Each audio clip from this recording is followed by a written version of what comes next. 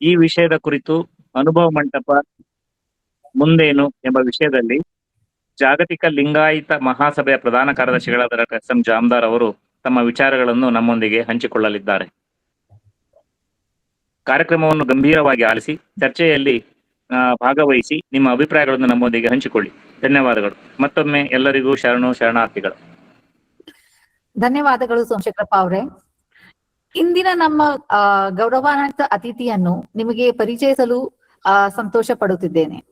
Shri S M Jamadar ಅವರು ನಿವೃತ್ತ IAS ಅಧಿಕಾರಿ.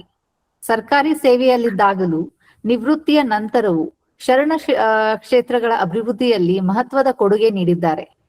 ಜಾಗೃತಿಕ ಲಿಂಗಾಯತ ಮಹಾಸಭಾ ಪ್ರಧಾನ ಕಾರ್ಯದರ್ಶಿಯಾಗಿರುವ ಇವರು ಲಿಂಗಾಯತ್ ಇತಿಹಾಸ ಮತ್ತು ಧರ್ಮದ ಬಗ್ಗೆ ಹಲವಾರು ಪುಸ್ತಕಗಳನ್ನು ರಚಿಸಿದ್ದಾರೆ.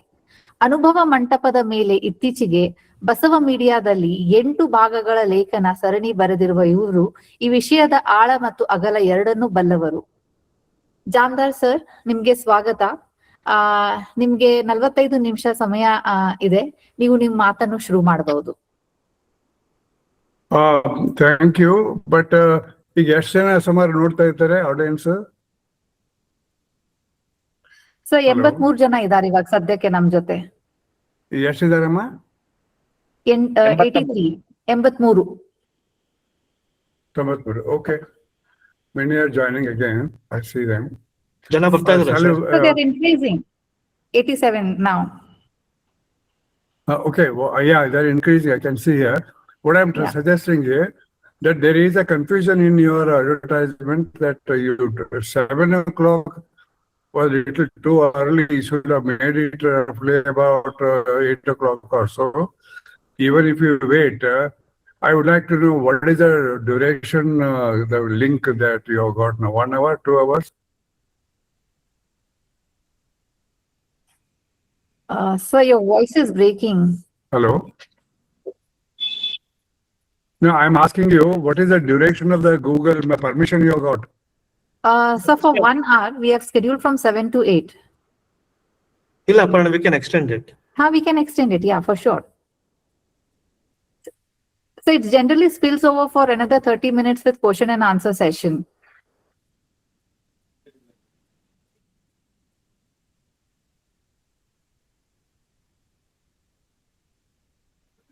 ಹಲೋ, ಅವ್ರದ್ದು disconnect ಆಯ್ತಾನ?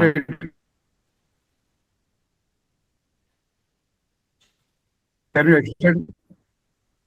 No, can you extend it to 7? Yes, sir, we can extend. Yes, sir, definitely. We will be able to Okay, that means extend it can go up to 8:40. Yes. Sir, but ನಿಮ್ಮ voice ಏನೋ disturbance ಉಂಟು sir. ತುಂಬಾ break ಆಗ್ತಾ ಇದೆ ನಿಮ್ಮ Am I voice. audible to you? So ನಂದಾಗಿಲ್ಲ. you're audible, but your voice is cracking up a lot. On ಇದೆ. Okay sir, audible. ಮಧ್ಯದಲ್ಲಿ ತುಂಬಾ ಬ್ರೇಕ್ ಆಗ್ತದೆ ಸರ್. Let us continue.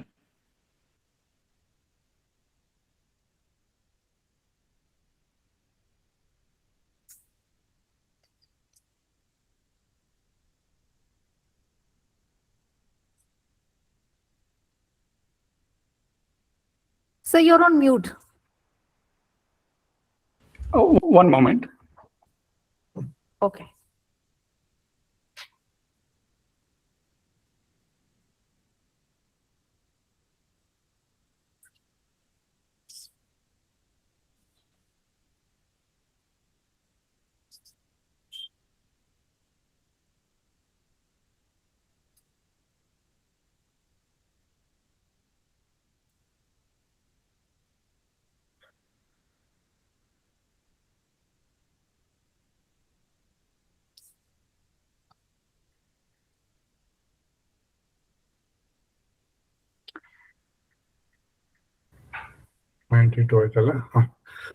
Am I audible now? Yes, sir. Okay. Happy? This is the result. Okay. The number is increasing every minute. Now it is 95. Okay. I'll begin. First of all, ಇದನ್ನ ಪ್ರಾರಂಭ ಮಾಡಿದ ಪೂರ್ವದಲ್ಲಿ ಈ ಕಾರ್ಯಕ್ರಮದಲ್ಲಿ ರಾಜ್ಯದ ಮೂಲೆ ಮೂಲೆಗಳಿಂದ ಈ ಆನ್ಲೈನ್ದಲ್ಲಿ ಭಾಗವಹಿಸಿರ್ತಕ್ಕಂಥ ಎಲ್ಲ ಶರಣರಿಗೆ ನನ್ನ ಶರಣಾರ್ಥಿಗಳು. ಇಲ್ಲಿ ಇವತ್ತು ಈ ಕಾರ್ಯಕ್ರಮದಲ್ಲಿ ನನಗೆ ಅನುಭವ ಮಂಟಪ ಮುಗಿದ ನಂತರ ಮುಂದೆ ಏನ್ ಮಾಡ್ಬೋದು, ಏನ್ ಮಾಡಕ್ ಸಾಧ್ಯ, ಏನ್ ಮಾಡ್ಲೇಬೇಕಾಗಂತ ಅಗತ್ಯ ಇದೆ ಅನ್ನುವಂತ ಒಂದು 3 ಪ್ರಶ್ನೆಗಳ ಬಗ್ಗೆ ತಮ್ಮೆಲ್ಲರ ಜೊತೆ ಇದನ್ನ ಹಂಚ್ಕೊಳ್ಬೇಕು ಅಂತ ನನಗೆ ಸಂಘಟಕರು ಹೇಳಿದ್ದಾರೆ. ಇವು ಬಹಳ ಮಹತ್ವದ ಅಂಶಗಳು. ಯಾಕೆ ಹೇಳ್ತೀನಿ ಅಂದ್ರೆ, ನಾವು ಸುಮಾರು 1 ವರ್ಷದ ಹಿಂದೆ ಇದ್ರ ಸಲುವಾಗಿನೇ ಒಂದು 40-45 ಪುಟಗಳ ಒಂದು ಸಣ್ಣ ಗ್ರಂಥವನ್ನ ಕಿರುಹೊತ್ತಿಗೆನ ಬಹಳ ನೀಟಾಗಿ ಪ್ರಿಂಟ್ ಮಾಡಿ ಅದರದ ಒಂದು 100 ಕಾಪಿಗಳನ್ನ ತಗೊಂಡಿದ್ದೀವಿ.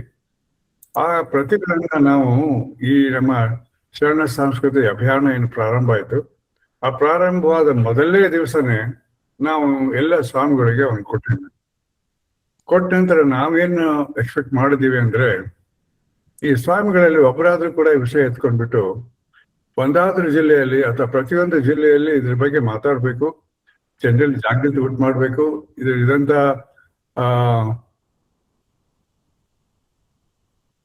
am I audible to you? Yes, sir, you're audible. Because I'm getting some message here that others may see you differently, something like that. No, sir, it's absolutely fine. Please continue. Okay. So, we expected that ಎಲ್ಲ ಸ್ವಾಮೀಜಿಗಳು ಈ ವಿಷಯ ಬಗ್ಗೆ ಮಾತಾಡ್ಕೊಂಡ್ಬಿಟ್ಟು ಅದನ್ನ ಓದ್ಕೊಂಡ್ಬಿಟ್ಟು ಎಷ್ಟು ಕೆಲವೊಂದು ಮಹತ್ವದ ದೊಡ್ಡ ಪ್ರಮಾಣದಲ್ಲಿ ಜನರು ಸೇರ್ತಕ್ಕಂಥ ದೊಡ್ಡ ಜಿಲ್ಲೆಗಳೆಲ್ಲಾದ್ರೂ ಕೂಡ ಪ್ರಸ್ತಾಪ ಮಾಡ್ತಾರೆ, ಅದ್ರ ಬಗ್ಗೆ ಜನರಲ್ಲಿ ಒಂದು ಅವೇರ್ನೆಸ್ ಸೃಷ್ಟಿ ಮಾಡ್ತಾರೆ ಅಂತ ನಾವು ಭಾವಿಸಿದ್ವಿ. ಆದ್ರೆ ಅವ್ರು ಯಾರು ಓದಿಲ್ಲ ಅವನ್ನ, ಅದು ಯಾರು ಪ್ರಸ್ತಾಪನೆ ಮಾಡ್ಲಿಲ್ಲ. ನಮ್ಗೆ ಅದೊಂದು ಖೇದ ಇದೆ. ಕೊನೆಗೆ ಅದು ಇನ್ನಾದ್ರೂ ಜನರ ಗಮನಕ್ಕೆ ಬರಲಿ ಅಂತ ತಿಳ್ಕೊಂಡು ನಾವೇನ್ ಮಾಡಿದ್ವಿ, ಅದನ್ನ 2 ಕಡೆಗಳಲ್ಲಿ, ಒಂದು ನಮ್ಮ ಮಂಗ್ಲ ಅನ್ನುವರು ಬಯಲು ಅಂತ ಒಂದು ಬ್ಲಾಗ್ ಜರ್ನಲ್ ತರ್ತಾ ಇದ್ದಾರೆ. ತಮ್ಮ ಕೆಲವು ಜನ ನೋಡಿರ್ಬೋದು, ಅದನ್ನ ಓದಿರ್ಬೋದು ಕೂಡ. ಬಹಳ ಚೆನ್ನಾಗಿ ಬರಿತಾ ಇದ್ದಾರೆ ಅವರು. ಅದರಲ್ಲಿ ಕೂಡ ಅವರು ಒಂದು 6-7 ಎಪಿಸೋಡ್ ಮಾಡಿ ಪಬ್ಲಿಷ್ ಮಾಡಿದ್ರು.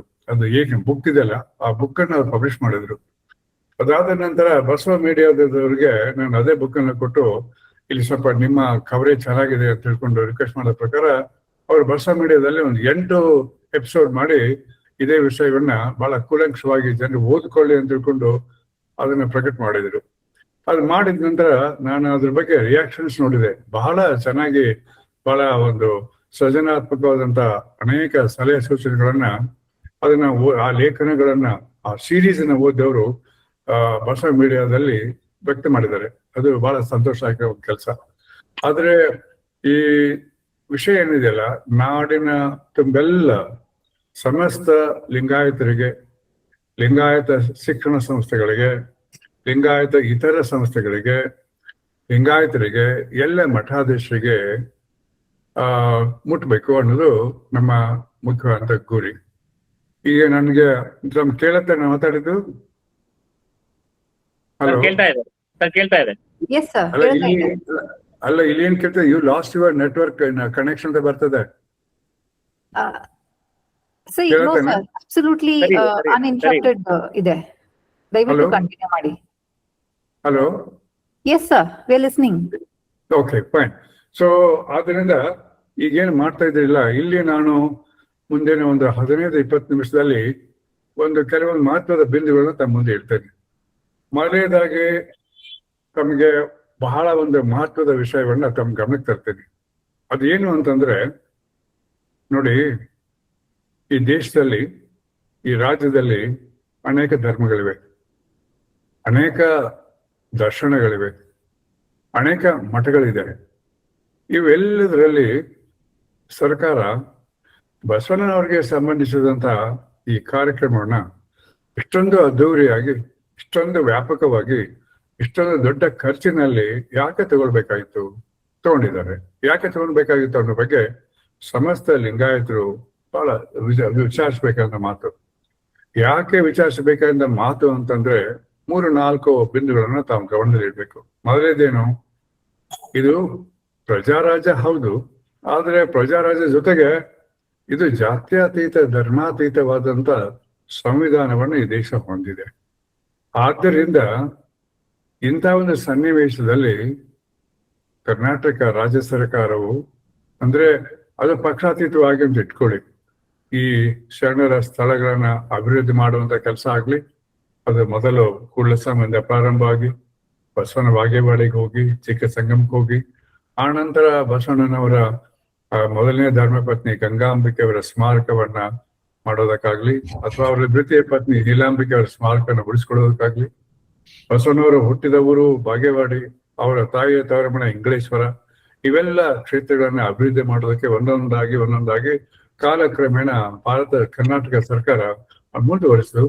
ಅದೆಲ್ಲ ಕಾರ್ಯಕ್ರಮಗಳನ್ನ ಬಹಳ ಚೆನ್ನಾಗಿ ಬೆಳವಣಿಗೆ ಮಾಡ್ಲಿಕ್ಕೆ, ಬೆಳೆಸ್ಲಿಕ್ಕೆ, ಅದನ್ನ ಪ್ರಚಾರ ಮಾಡ್ಲಿಕ್ಕೆ ಸಂಪೂರ್ಣವಾಗಿ ಸರ್ಕಾರವೇ ಜವಾಬ್ದಾರಿ ತಗೊಂಡ್ಬಿಟ್ಟು ಆ ಎಲ್ಲ ಜವಾಬ್ದಾರಿಗಳನ್ನ ಕಾಲಕ್ಕೆ ನಡೆದಂತೆ ಕಾರ್ಯಕ್ರಮಗಳಲ್ಲಿ ನನಗೆ ಅದೊಂದು ಗುರುತರವಾದಂತ ಹೊಣೆ ಕೊಟ್ಟಿದ್ರು.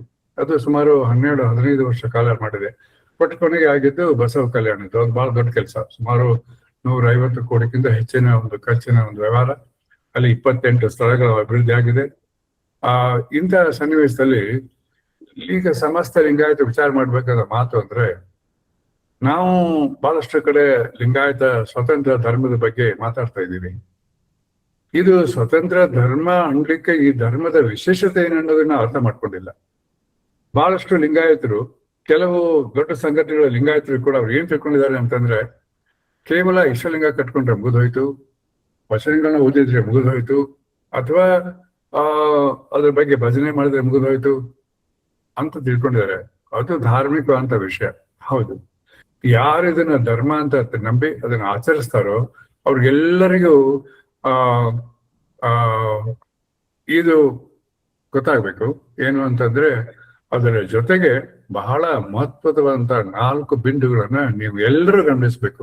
ಆವಾಗ ಮಾತ್ರ ನಾವು ಇವತ್ತಿನ ಚರ್ಚೆ ಮಾಡಕ್ ಹೊಟ್ಟಿದೀವಿ ಅದರ ಮಹತ್ವ ನಿಮ್ಗೆ ಗೊತ್ತಾಗ್ಬೋದು. ಅದೇನು? Hello, can you hear me? Sir ಕೇಳ್ತಾ ಇದೆ. ಇಲ್ಲ, ನನಗೆ ಇಲ್ಲಿ ಇನ್ನೊಂದು ಮೆಸೇಜ್ ಬರ್ತಾ ಇದೆ, ನೆಟ್ವರ್ಕ್ ಕನೆಕ್ಷನ್ ಲಾಸ್ಟ್ ಹಾಗೆ, ಅದಕ್ಕೆ ಕೇಳ್ತಾ ಇದ್ದೀನಿ. ಇಲ್ಲ ಸರ್. ಓಕೆ, ಏನು ಕಟ್ ಆದ್ರೆ ನೀವು ಮಾತು ನನ್ಗೆ ಹೇಳಮ್ಮ ದಯವಿಟ್ಟು, ಪಾಲಿ ಅವ್ರಿ. ಸರಿ ಸರ್. ಓಕೆ.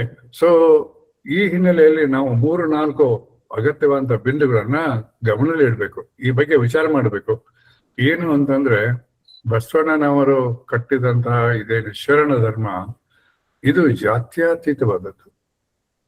ಇದು ಬಹಳ ಮಹತ್ವದ ಮಾತು. ಅದಕ್ಕೋಸ್ಕರ ಕರ್ನಾಟಕ ಸರ್ಕಾರ ಈ ಸಂವಿಧಾನ ಏನಿದೆ ಕರ್ನಾಟಕ, ಅದು ನಮ್ಮ ದೇಶದ, ಅದು ಜಾತ್ಯತೀತವಾದಂತ ಸಂವಿಧಾನ. ಅದಕ್ಕೆ ಪೂರಕವಾಗಿರುವುದೇ ಬಸವ ತತ್ವ, ಅದಕ್ಕೆ ಪೂರಕವಾಗಿರುವವೇ ವಚನಗಳು, ಅದಕ್ಕೆ ಪೂರಕವಾಗಿರುವವೇ ಲಿಂಗಾಯತ ಒಂದು ಪಂಥ ಅಥವಾ ಲಿಂಗಾಯತ ಧರ್ಮ ಅಥವಾ ಲಿಂಗಾಯತ ಒಂದು ಸಿದ್ಧಾಂತ. ಈ ಸಿದ್ಧಾಂತವನ್ನ ನನಗೆ ಕೆಲವೊಂದು ದುಃಖ ಅನ್ಸುತ್ತೆ ಈ ಮಾತನ್ನು ಹೇಳೋದಕ್ಕೆ. ಅದು ಸತ್ಯ, ಅದು ಹೇಳಲೇಬೇಕು. ಏನು, ನಾವು ಇನ್ನು ಮಾತಾಡುವಾಗ ಇದನ್ನ ಅರ್ಥ ಮಾಡ್ಕೊಂಡಿಲ್ಲ. ಸಮಸ್ತ ಲಿಂಗಾಯತ ಅರ್ಥ ಮಾಡ್ಕೊಂಡಿಲ್ಲ. ಏನು, ನಾವು ವೈಯಕ್ತಿಕ ಮಾತಾಡ್ಬೇಕಾದ್ರೆ ನಾನು ಪಂಚಮಸಾಲಿ, ನಾನು ಬಣಜಿಗ, ನಾನು ಜಂಗಮ, ನಾನು ಸಾಧರು, ನಾನು ನೊಣವರು ಅನ್ನುವಂತ ನಾನು ಹೀಗೆಲ್ಲ ನಾವು ಜಾತಿಗಳಿಗೆ ಹುಂಟಿ ಕೊಟ್ಟಿದ್ದೇವೆ ಹೊರತಾಗಿ ಲಿಂಗಾಯತರು ಎಲ್ಲಿದ್ದಾರೆ ಇಲ್ಲಿ? ನಾನು ಮೊದಲೇ ಪ್ರಶ್ನೆ ನಿಮ್ಗೆ ಕೇಳ್ತೀನಿ, ಲಿಂಗಾಯತರು ಎಲ್ಲಿದ್ದಾರೆ ಇಲ್ಲಿ? ನೀವು ಜಾತ್ಯತೀತ ಅನ್ಬೇಕಾಗಿತ್ತು, ಇವನ್ನೆಲ್ಲ ಯಾಕೆ ಹೇಳ್ತೀರಿ ನೀವು? ಮೊದಲು ಅನ್ಕೊಳ್ಕೊಡಿ. ಜಾತಿಗಳನ್ನ ಬಿಟ್ಬಿಡಿ. ಅವುಗಳನ್ನ ಬೆಳೆಸುವುದಕ್ಕಾಗಿನೇ ತಮ್ಮ ಸ್ವಾರ್ಥ ಸಾಧನೆಗಾಗಿ ಅನೇಕ ಮಠಗಳಿವೆ. ಆ ಮಠಗಳಿಂದ ನಾನು ಇವತ್ತು ನೇರವಾಗಿ ಹೇಳ್ತೀನಿ, ಇದನ್ನ ನಾನು ಬಸವ ಸಂಸ್ಥೆ ಅಭಿಯಾನದಲ್ಲಿ ಪ್ರಾರಂಭದ ನನ್ನ ಆರಂಭಿಕ ಪ್ರಾಸ್ತಾವಿಕದಲ್ಲಿ ಕೂಡ ಭಾಗ್ಯವಾಗಿ ಹೇಳಿದೆ. ಕೊನೆಗೆ ಇದನ್ನ ರಾಜ್ಯ ಮಟ್ಟದಲ್ಲಿ ಬೆಂಗಳೂರಲ್ಲಿ ಅರಮನೆ ಮೈದಾನದಲ್ಲಿ ಆದಂತ ಕಾರ್ಯಕ್ರಮ ಕೂಡ ಇದನ್ನೇ ನಾನು ಹೇಳಿದ್ದೀನಿ 15 ನಿಮಿಷದಲ್ಲಿ. ಏನು ಅಂದ್ರೆ, ಈ ಮಠಗಳು ಮೊದಲು ಎಚ್ಚೆತ್ಬೇಕು. ಅವರು ಬಸವ ತತ್ವವನ್ನ ಮಾತನಾಡಬೇಕು, ಪ್ರಚಾರ ಮಾಡ್ಬೇಕು, ಪ್ರಸಾರ ಮಾಡ್ಬೇಕು ಹೊರತಾಗಿ ತಮ್ಮ ತಮ್ಮ ಜಾತಿಗಳನ್ನ ಬೆಳೆಸೋದ್ರಲ್ಲ, ತಮ್ಮ ತಮ್ಮ ಮಠಗಳನ್ನ ಕಟ್ಟೋದ್ರಲ್ಲ, ತಮ್ಮ ತಮ್ಮ ಇದಕ್ಕೆ ಶಾಲೆ ಸಂಸ್ಥೆಗಳನ್ನ ಕಟ್ಟೋದಿಲ್ಲ, ತಮ್ಮ ಸಂಸ್ಥಾಪನೆ ಮಾಡದಂತ ಆ ಮಠಗಳ ಹಿರಿಯೇನು ಆದಿಗುರು ಅಂತ ಹೇಳ್ತಾರಲ್ಲ, ಅವ್ರ ಹೆಸರು ಮಾಡಿಕೊಂಡು ಜಾತ್ರೆ ಇದು ಏನು ಮಾಡ್ಕೊಳ್ಳೋದಲ್ಲ, ಮಾಡ್ಕೊಳ್ಳಿ. ಆದ್ರೆ ಆ ನಿಮ್ಮ ಆದ್ಯರಿಗೆ, ನಿಮ್ಮ ಮಠ ಕಟ್ಟಿದವರಿಗೆ, ನಿಮಗೆ, ಈಗಿನವರಿಗೆ, ಹಿಂದಿನವರಿಗೆ ಇರಬೇಕಾಗಿದ್ದಂತ ಮೂಲ ತತ್ವ ಏನು ಅಂತಂದ್ರೆ ಈ ಧರ್ಮದ ಪ್ರಚಾರ. ನೀವು ಮಾಡಿದ್ದೀರಾ? ಅವ್ರು ಮಾಡಿದಾರ? ನಾವು ಕೇಳ್ಬೇಕು, ಅವ್ರ ಆತ್ಮಪರೀಕ್ಷೆ ಮಾಡ್ಕೊಳ್ಬೇಕು. ಇಷ್ಟೆಲ್ಲ ಮಾಡಿದ್ರೆ ಈ ಒಂದು ಸಮಾಜ ಇಷ್ಟೊಂದು ಅಧೋಗತಿಗೆ ಯಾಕೆ ಹೋಗ್ತಿತ್ತು? ಇದರಲ್ಲಿ ಲಿಂಗಾಯತವಲ್ಲದಂತ ನೂರಾರು ವಿಷಯಗಳು ಯಾಕೆ ಹೇಗೆ ಸೇರ್ತಿದ್ದು? ನಾವು ಆತ್ಮಪರೀಕ್ಷೆ ಮಾಡ್ಕೊಳ್ಬೇಕು. ಯಾವುದೇ ಮಠದ ವಿರೋಧ ಇಲ್ಲ. ಇವತ್ತು ಕೂಡ ಅದರಲ್ಲಿ ಸುಮಾರು 50% ಮಠಗಳು ಬಸವ ತತ್ವವನ್ನ, ನೀವು ಅನೇಕ ಮಠಗಳಿಗೆ ಹೋದ್ರೆ ಆ ಮಠಗಳಲ್ಲಿ ಒಂದು ಬಸವಣ್ಣವ್ರ ಫೋಟೋ ಇಲ್ಲ. ಆ ಮಠಗಳಲ್ಲಿ ಅವರೇ ಆರಿಸ್ಬೇಕಂತ ಈ ಬಸವ ಜಯಂತಿನ ಆಚರಿಸ್ತಾ ಇಲ್ಲ. ಅವರೇ ಹೇಳ್ಬೇಕಾದ್ರೆ ಬಸವ ತತ್ವನ ಹೇಳ್ತಾ ಇಲ್ಲ. ಭಾಷಣಗಳಲ್ಲಿ ಬಂದಾಗ ವಚನಗಳನ್ನ ಎತ್ಕೊಂಡೆ ಬಸವಣ್ಣವ್ರ ವಚನಗಳು ಹೇಳ್ತಾ ದೊಡ್ಡ ದೊಡ್ಡ ಭಾಷಣ ಕೊಡ್ತಾರೆ. ಅದ್ರ ಮಠಕ್ಕೆ ಹೋದ್ರೆ ಅಲ್ಲಿ ಕರ್ದ ಈ ಸುಮ್ಮನೆ ಇರ್ತದೆ. ಆದ್ದರಿಂದ ನಾನ್ ತಿಳ್ಕೊಂಡಿದ್ದು ಈ ಒಂದು ಸಮಾಜ ಅಧೋಗತಿಗೆ ಹೋಗ್ಲಿಕ್ಕೆ ಈ ಮಠಗಳೇ ಕಾರಣ. ಈ ಮಠಾಧೀಶರು ತಮ್ಮ ಕರ್ತವ್ಯ ಮಾಡ್ಲಾರ್ದೆ ಇರೋದ್ರಿಂದ ಈ ಮಠಕ್ಕೆ ಹೋಗ್ತಿದೀವಿ. ಅಥವಾ ಇನ್ನೂ ಡಿವೈಡ್ ಆಗ್ತಾ ಇದೆ, ಅಲ್ಲಿ ಉಪಜಾತಿಗಳ ಇನ್ನೂ ಡಿವೈಡ್ ಆಗ್ತಾನೆ ಇದೀವಿ. ಯಾಕೆ ಇದು ರಿಸರ್ವೇಶನ್ ಪಾಲಿಟಿಕ್ಸ್ ಇದೆ, ಒಪ್ಕೊಳ್ಳೋಣ. ಅದರಿಂದ ಹೊರಗೆ ಬರಕ್ ಆಗಲ್ಲ ನಿಮ್ಗೆ. ರಿಸರ್ವೇಶನ್ ಮಾಡ್ಕೊಳ್ಳಿ, ನಾವು ಬೇಡ ಅಂತ ಹೇಳಿಲ್ಲ, ಅಗತ್ಯ ಅದು ಮಾಡ್ಕೊಳ್ಳಿ. ಆದ್ರೆ ಅಷ್ಟಕ್ಕೆ ನಿಂತ್ಬಿಟ್ಟು ನೀವು ಮೂಲ ತತ್ವನ ಬಿಟ್ಟು ಜನಗಣತಿ ಬಂದಾಗ ನಾನು ಗಾಣಿಗ, ನಾನು ಪಂಚಮಸಾಲಿ, ನಾನು ಬಣಜಿಗ ಅಂತ ಬರ್ಸಿದ್ರೆ ನೀವು ಲಿಂಗಾಯತ ಬರುದಿಲ್ಲ. ಈಗ ಏನಾಗಿದೆ? ನಾನು ಯಾಕೆ ಇದನ್ನೆಲ್ಲ ತರ್ತಾ ಇದ್ದೀನಿ, ಅನುಭವ ಮಂಟಪ ಹೇಳುವಾಗ ಇದು ಅಗತ್ಯ ಅಂತ ಮಾತಿದೆ, ಅದಕ್ಕೆ ಬರ್ತಾ ಇದ್ದೀನಿ. ಇದು ಏನಾಗಿದೆ ಅಂತಂದ್ರೆ, ಇವತ್ತು ಲಿಂಗಾಯತರ ಪುಟ್ಟ ಜನಸಂಖ್ಯೆ ಕರ್ನಾಟಕದಲ್ಲಿ 1.5 ಕೋಟಿಗಳಿಂದ ಮೇಲೆ ಇರ್ಬೇಕಾಗಿತ್ತು. ಆದ್ರೆ ಈಗ ಮಾಡಿದಂತ 2 ಸರ್ವೆಗಳಲ್ಲಿ, ಸಾಮಾಜಿಕ ಆರ್ಥಿಕ ಸರ್ವೆ ಮಾಡಿದಾರಲ್ಲ, ಮೊನ್ನೆ ಏನ್ ಪಬ್ಲಿಷ್ ಆಗ್ತಾ ಇದೆ, ಅಲ್ಲಿ ಎಷ್ಟಿದೆ? 66 ಲಕ್ಷ ಮಾತ್ರ ಇದ್ದಾರೆ. ಅಂದ್ರೆ ಎಷ್ಟು? ಸುಮಾರು 10% ಅಷ್ಟು. ಯಾಕೆ 18% 10% ಬಂತು ಅಂದ್ರೆ ಇದೇ ರೀತಿ ಆಗ್ತಾ ಇದೆ. ನೀವೆಲ್ಲ ಜನಗಣತಿಯಲ್ಲಿ, ನೀವೆಲ್ಲ ವಿಷಯದಲ್ಲಿ ಲಿಂಗಾಯತ ಬರ್ಸೋದೇ ಇಲ್ಲ. ಮತ್ತೆ ಬಸವನ ಬಗ್ಗೆ ಮಾತಾಡೋದಕ್ಕೆ ನಿಮ್ಗೆ ಇದೇನಾ? ಆತ್ಮಪರೀಕ್ಷೆ ಮಾಡ್ಕೊಳ್ಳಿ. ಪ್ರತಿಯೊಬ್ಬ ಸ್ವಾಮಿಗಳನ್ನ ಕೇಳ್ಕೊಳ್ಳಿ. ನೀವು ನಿಮ್ ಗುರುಗಳು ಇದಾರಲ್ಲ, ನಿಮ್ಮ ಜಾತಿ ಮತ್ತು ಮಠಗಳು ಇದೆಯಲ್ಲ, ಕೇಳ್ಕೊಳ್ಳಿ ಅವ್ರಿಗೆ. ಏನ್ ಮಾಡ್ತಾ ಇದ್ರಿ ಸ್ವಾಮಿಗಳೇ? ನೀವು ಲಿಂಗಾಯತರ ಅಂದ್ರೆ ಬಸವಣ್ಣವ್ರ ಪರವಾಗಿದ್ದೀರಾ ಅಥವಾ ನಿಮ್ಮ ಕೇವಲ ಜಾತಿಗಳ ಪರವಾಗಿದ್ದಾರೆ? ಕೇಳ್ಕೊಳ್ಳಿ ಅವ್ರಿಗೆ. ಇದನ್ನ ನಾವು ಯಾವಾಗ ಕಲ್ಕೊಳ್ಳೋದಿಲ್ಲ. ಅಲ್ಲಿವರೆಗೆ ಅನುಭವದ ಮಂಟಪದಲ್ಲಿ ಅವರು ವಿಚಾರ ಮಾಡೋದಿಲ್ಲ, ನೀವು ಮಾಡೋದಿಲ್ಲ. ಬರೇ ಬಂಡ ತಂಡಕ್ಕಾಗಿ ನಾವು ಲಿಂಗಾಯತ ಹಿಡ್ಕೊಂತ ಹೋಗ್ತೀರಾ. ದಯವಿಟ್ಟು ನೆನ್ಪಿಟ್ಕೊಳ್ಳಿ, ಸರ್ಕಾರ ಮಾಡ್ತಾ ಇರೋದು ಇಷ್ಟೊಂದು 740 ಕೋಟಿ ಖರ್ಚಾಗ್ತಾ ಇದೆ ಈಗಾಗಲೇ. ನೆನ್ಪಿಟ್ಕೊಳ್ಳಿ, ಈ 740 ಕೋಟಿ ರೂಪಾಯಿ ಖರ್ಚಿನಲ್ಲಿ ಇಂಥ ಒಂದು ದೊಡ್ಡ ಕಟ್ಟಡ ಕಟ್ಬೇಕಾಯ್ತು. ಅದ್ರ ಇರ್ತಕ್ಕಂಥ ಉದ್ದೇಶ ಏನು ಅಂತಂದ್ರೆ ಪ್ರಜಾಪ್ರಭುತ್ವದ ಶಿಕ್ಷಣ, ಜಾತ್ಯತೀತ ಸಿದ್ಧಾಂತವನ್ನು ಜಾರಿಗೊಳಿಸೋದು. ಇದನ್ನ ಜಾರಿಗೊಳಿಸ್ಲಿಕ್ಕೆ ಶರಣ ತತ್ವಗಳನ್ನ ಹೇಗೆ ಉಪಯೋಗ ಮಾಡಬೇಕು, ವಚನಗಳನ್ನ ಹೇಗೆ ಬಳಸ್ಕೊಳ್ಬೇಕು, ಅವನ್ನ ಬಳಸ್ಕೊಂಡು ಸಮಾಜವನ್ನ ಹೇಗೆ ತಿದ್ದಬೇಕು ಅನ್ನುವಂತ ಒಂದು ಬಹಳ ಸದುದ್ದೇಶ, ದೀರ್ಘಕಾಲೀನ ಗಂಭೀರವಾದಂತ ಸದುದ್ದೇಶದಿಂದ ಸರ್ಕಾರ ಇಷ್ಟೊಂದು ಹಣ ಖರ್ಚು ಮಾಡ್ತಾ ಇದೆ. ಶಂಕರಾಚಾರ್ಯ ಆಗಿ ಹೋದ್ರು, ರಾಮಾನುಜಾಚಾರ್ಯ ಆಗಿ ಹೋದ್ರು, ಬುದ್ಧ ಆಗಿ ಹೋದ್ರು, ಆ ನಂತರ ಯಾರು ಮಾಧ್ವಾಚಾರ್ಯ ಆಗಿ ಹೋದ್ರು. ಅದ್ರ ಬಗ್ಗೆ ಸರ್ಕಾರ 1000 ಕೋಟಿ ಖರ್ಚುಕೊಂಡು ಎಲ್ಲರೂ ಗುಡಿ ಕಟ್ಟಿದಾರ? ಯಾಕೆ ನೀವು ವಿಚಾರ ಮಾಡ್ತಾ ಇಲ್ಲ? ಪಾರ್ಲಿಮೆಂಟಿನಲ್ಲಿ ಬಸವಣ್ಣವರ ಮೂರ್ತಿ ಇದೆ, ಬೇರೆ ಯಾವ ಧರ್ಮದ ಮೂರ್ತಿಗಳು ಇದೇನಾ ಅಲ್ಲಿ? ಯಾಕೆ ಇಲ್ಲ? ಅದು ಬಸವಣ್ಣನವರು ಸಲ್ತಕ್ಕಂಥದ್ದು. ಅದು ಅವರ ತತ್ವಕ್ಕೆ, ಅವರ ವಚನ ಶಾಸ್ತ್ರಕ್ಕೆ, ಅವರ ಶರಣ ತತ್ವಕ್ಕೆ, ವಚನಗಳಿಗೆ ಸೇರ್ತಕ್ಕಂಥದ್ದು. ಅದನ್ನೇ ಇಟ್ಕೊಂಡು ಸರ್ಕಾರ ಹೊಟ್ಟಿದ್ದಾರೆ ಹೊರತಾಗಿ ನಿಮ್ಮ ಜಾತಿಗಳನ್ನ ಇಟ್ಕೊಂಡಲ್ಲ ರೀ. ಲಿಂಗಾಯತ ಎಲ್ಲಿವರೆಗೆ ಅರಿವಾಗೋದಿಲ್ಲ ಅಲ್ಲಿವರೆಗೆ ಅನುಭವ ಮಹತ್ವ ನಿಮ್ಗೆ ಆಗೋದಿಲ್ಲ. ಎಲ್ಲಿಗೆ ಅದು ಆಗೋದಿಲ್ಲ ಅದ್ರ ಬಗ್ಗೆ ನೀವು ಅಭಿಮಾನ ಪಡೋಲ್ಲ, ಅದ್ರ ಬಗ್ಗೆ ನೀವು ಕಳಕಳಿ ಇರೋದಿಲ್ಲ, ಅದ್ರ ಬಗ್ಗೆ ನೀವು ವಿಚಾರ ಮಾಡೋದಿಲ್ಲ, ಅದ್ರ ಬಗ್ಗೆ ನಿಮ್ಮ ಸ್ವಾಮಿಗಳು ಹೆಸರಿಸೋದಿಲ್ಲ. ಅಲ್ಲಿ ನಾವು ಏನ್ ಮಾಡ್ಬೇಕಾಗಿತ್ತು? ಅದೊಂದು ಸ್ಥಾವರವಾಗಿ ಉಳಿತದೆ. ನಿಮ್ಗೆ ಸ್ಥಾವರವಾಗಿ ಉಳಿಬೇಕಾದ್ರು ಸ್ವಲ್ಪ ಆತ್ಮಪರೀಕ್ಷೆ ಮಾಡ್ಕೊಳ್ಳಿ. ಆ ಸ್ವಾಮಿಗಳು ಮಾಡ್ಕೊಳ್ಬೇಕು. ನೀವು ಭಕ್ತರು ಹೇಳ್ಬೇಕು, ಕೆಲವು ಸ್ವಾಮಿಗಳು ಕೇಳ್ತಾರೆ ಅಂತ ತಿಳ್ಕೊಂಡಿದ್ದೀನಿ, ಅಥವಾ ಇದನ್ನ ಲೈವ್ ಇಟ್ಕೊಂಡು ಅವ್ರಿಗೆ ಹಾಕೊಳ್ಳಿ ಅಂತ ಹೇಳಿ. ನನ್ಗೇನ್ ತೊಂದರೆ ಇಲ್ಲ ಅದಕ್ಕೆ. ಅವ್ರು ಕೇಳ್ಕೊಳ್ಬೇಕು, ಅವ್ರು ಎಚ್ಚರಿಸಬೇಕು, ಅವ್ರಿಗೆ ಮುಂದೆ ಬರಬೇಕು.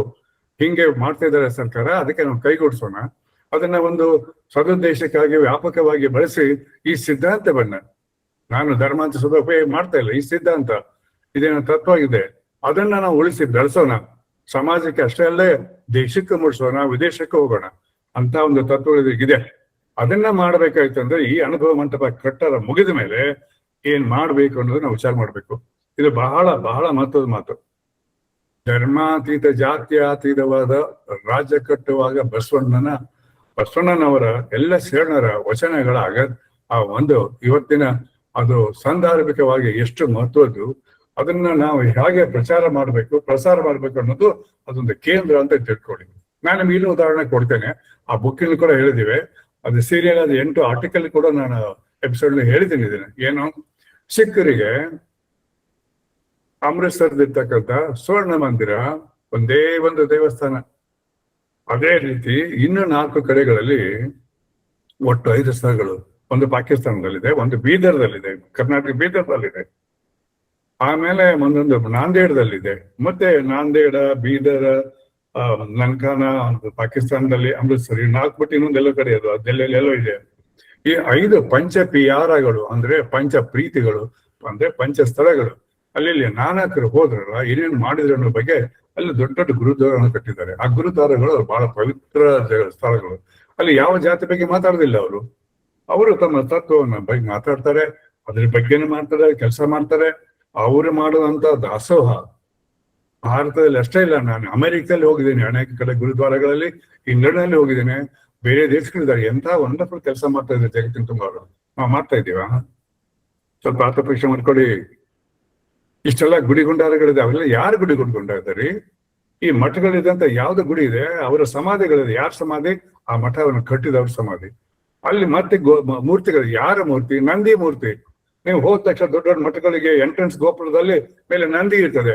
ಆ ನಂದಿ ಯಾವ ಸಿದ್ಧಾಂತ ನಂದಿ ಬಂದಿದೆ, ಯಾವ ವಚನದಲ್ಲಿ ನಂದಿ ಬಂದಿದೆ ಕೇಳಿದ್ದೀರಾ? ಇದಕ್ಕೊಂದು ದೊಡ್ಡ ಐತಿಹಾಸಿಕ ದುರ್ಘಟನೆ ಇದೆ. ಏನು ಅಂದ್ರೆ, ಹಾಗೆ ನಂದಿನ ಬಸವಣ್ಣನ ಅಂತ ಹೇಳಿ, ಬಸವಣ್ಣ ನಂದಿ ಅಂತ ಹೇಳಿ 4 ಕಾಲಿನ ಪ್ರಾಣಿಗಳನ್ನ ಮಾಡ್ಕೊಂಡು ನಮ್ಮೆಲ್ಲರನ್ನು ದಾರಿ ತಪ್ಪಿಸಿದಂತ 300-400 ವರ್ಷಗಳ ಏನು ದಾರಿ ತಪ್ಪಿಸುವ ಪ್ರಯತ್ನ ಇದೆ, ಆ ಪ್ರಯತ್ನದ ಅಂಗವಾಗಿ ಯಾವ ಮಠಗಳು ಕೂಡ ಮೊದಲು ಇರ್ಲಿಲ್ಲ. ಇವು ಯಾವುದೇ ಮಠಗಳಾಗಿದ್ರು 15ನೇ ಶತಮಾನ ನಂತರ ಕಟ್ಕೊಂಡು ಪಟ್ಟಿದ್ದು, 16-17ರಲ್ಲಿ, ಹೆಚ್ಚಿಗೆ 17ರಲ್ಲಿ. ಅವಾಗಲೇ ಚಾಲುವಾಗಿದ ಕಥೆ ಇದು. ನಂದಿ ಅಂತ ಹೇಳೋದು, ತಮ್ಮ ಗುಡಿಗಳ ಮಹಾದ್ವಾರದಲ್ಲಿ ನಂದಿ ಕಟ್ಟೋದು, ಅಲ್ಲಿ ಬಸವೇಶ್ವರ ದೇವಸ್ಥಾನ ಅಂತ ಹೇಳೋದು, ಅಲ್ಲಿ ನಂದಿ ವಿಗ್ರಹ ಪೂಜೆ ಮಾಡೋದು ನಡೀತಾ ಇದೆ. ಈಗ ಅದನ್ನೇ ಮಾಡೋರ ನೀವು ಅನುಭವ ಮಂಟಪದಲ್ಲಿ ನಂದಿ ವಿಗ್ರಹ ಇಡೋರ? ನೀವು ಸುಮ್ಮನೆ ಕುಂತ್ರೆ ಪಂಚಾಚಾರ್ಯರು ಅಲ್ಲಿ ಇಡ್ತಾರೆ. ನೆನ್ಪಿಟ್ಕೊಳ್ಳಿ ಇದನ್ನ.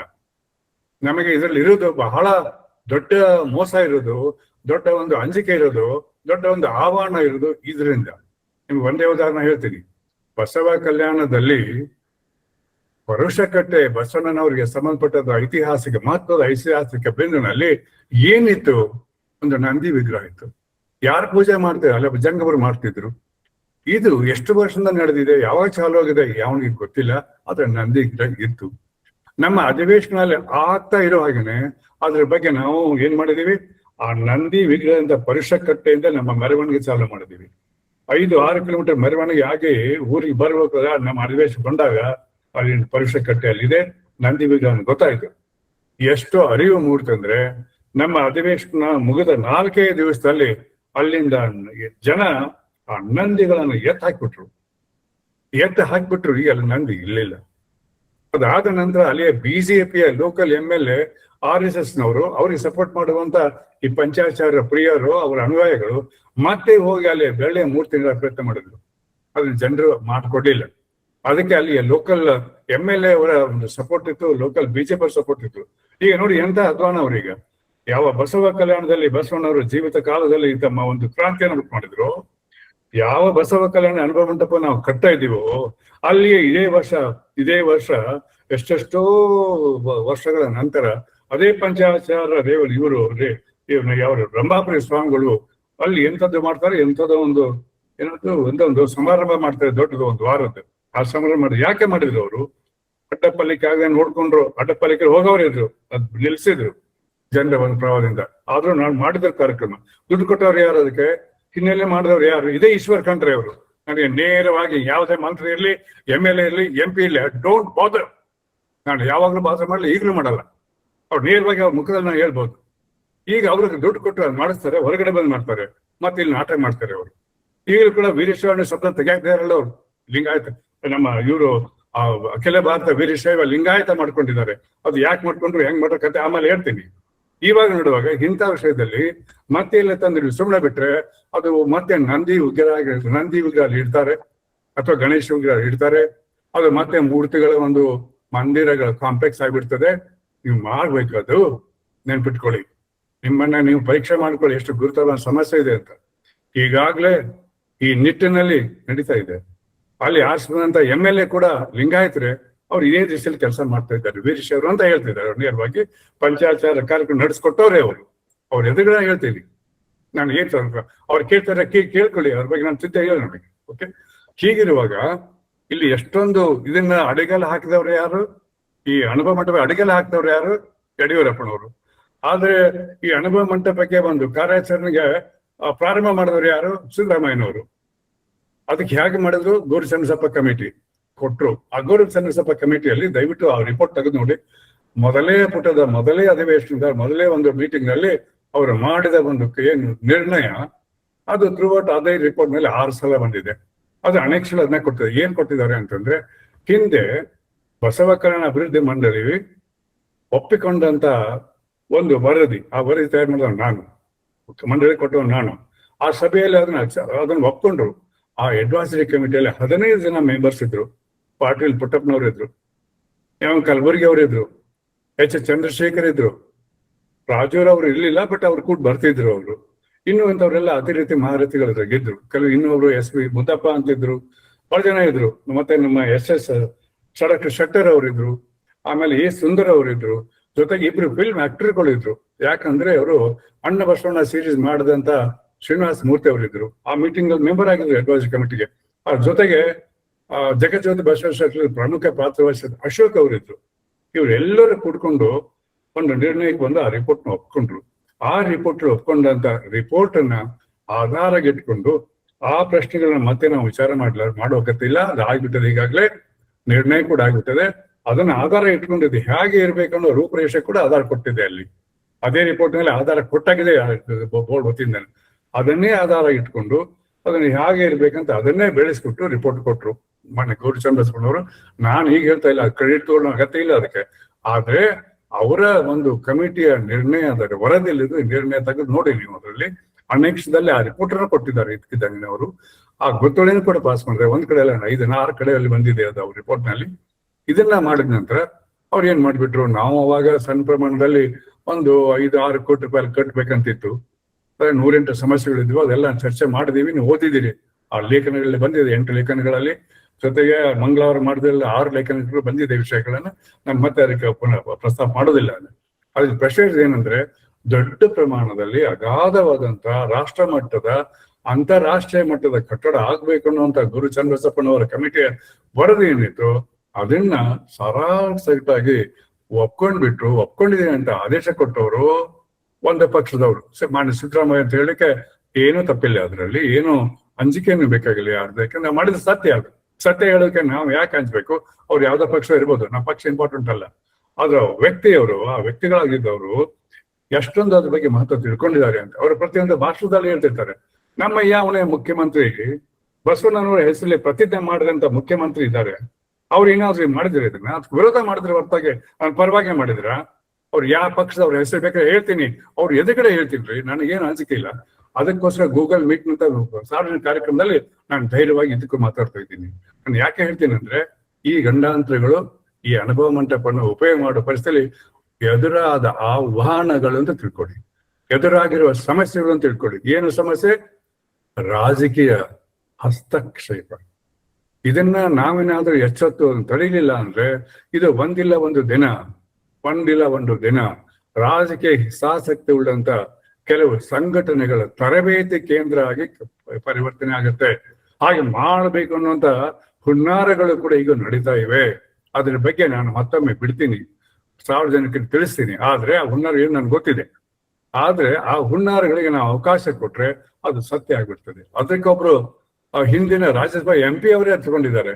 ಈಗ 2027 ಡಿಸೆಂಬರ್ ರಿಂದ ರಾಷ್ಟ್ರವ್ಯಾಪಿಯಾಗಿ ಏನೋ ಒಂದು ಏನೋ ತಗೊಂಡಿದ್ದಾರೆ, ಬಸವ ಯಾತ್ರೆ ಅಂತ ಹೋಗ್ತಾರಂತೆ. ಅದು ಉದ್ದೇಶನ 28ಕ್ಕೆ ಎಲೆಕ್ಷನ್ ಬರ್ತದೆ, 27ಕ್ಕೆ ಅದನ್ನ ಭೋಗ್ಯ ಹೊಡಿಸೋದು. ಅದನ್ನೇ ಅವರು ಬಿಜೆಪಿ ರಾಜ್ಯಸಭೆ ಅಧ್ಯಕ್ಷರು ಸದಸ್ಯರಾಗಿದ್ದಾರೆ 2002 ಅವ್ರು ತಗೊಂಡಿದ್ದಾರೆ. ಬಸವರಾಜ ಶ್ರೀಡಮ್ ಅವರು ಈಗಾಗಲೇ ಪ್ರಚಾರ ಮಾಡ್ತಾ ಇದ್ದಾರೆ. ಹಿಂದೆ ಮಾಡಕ್ ಹೋಗಿದ್ರೆ ಅಪಮಾನತ್ವ ಮಾಡ್ಕೊಂಡು ಕೂತ್ರು ಅವರು, ಅದಕ್ಕೆ ಆಚೆ ಬಂದಿಲ್ಲ ಅವರಿಗೆ, ಅವ್ರ ಸಂಘಗಳಿಗೆ. ಆದ್ರೆ ಇನ್ನೂ ಮಾಡಕ್ ಕೊಟ್ಟಿದ್ದಾರೆ. ಅದನ್ನ ಸಕ್ಸಸ್ವಿ ಆದ್ರೆ ಈ ಅನುಭವ ಮಂಟಪದ ಕಟ್ಟಡ ಅವರ ಕೇಂದ್ರವಾಗಿ ಪರಿಣಮಿಸುತ್ತೆ. ಆದ್ರೆ ನೀವು ಹೋಗಿ ಊಟ ಮಾಡಿ ಬರ್ತೀರಿ, ಭಾಷಣ ಕೇಳಿ ಬರ್ತೀರಿ, ಅದು ಯಾರು ಪ್ರೊಟೆಸ್ಟ್ ಮಾಡೋದಿಲ್ಲ. ಯಾಕಂದ್ರೆ ಇದೇ ರೀತಿಯ ಕಾಣೇರಿ ಸ್ವಾಮಿ ಅಂತವ್ರು 2-3 ಮಂದಿ ಲಿಂಗಾಯತ ಸ್ವಾಮಿಗಳು ಶಿಕ್ಷಕರೇ ಮಾತಾಡದೆ ಕೂಡ ಯಾರು ಪ್ರೊಟೆಸ್ಟ್ ಮಾಡಿದ್ರು ಎಲ್ಲಾದ್ರು ಹೇಳಿ ಒಬ್ರಾದ್ರು? ಈಗ ಅಲ್ಲಿ ಏನಾಗ್ತಾ ಇದೆ, ಬಸವ ಕಲ್ಯಾಣದಲ್ಲಿ ಬಹಳ ಚೆನ್ನಾಗಿ ಆಗ್ತಾ ಇದೆ.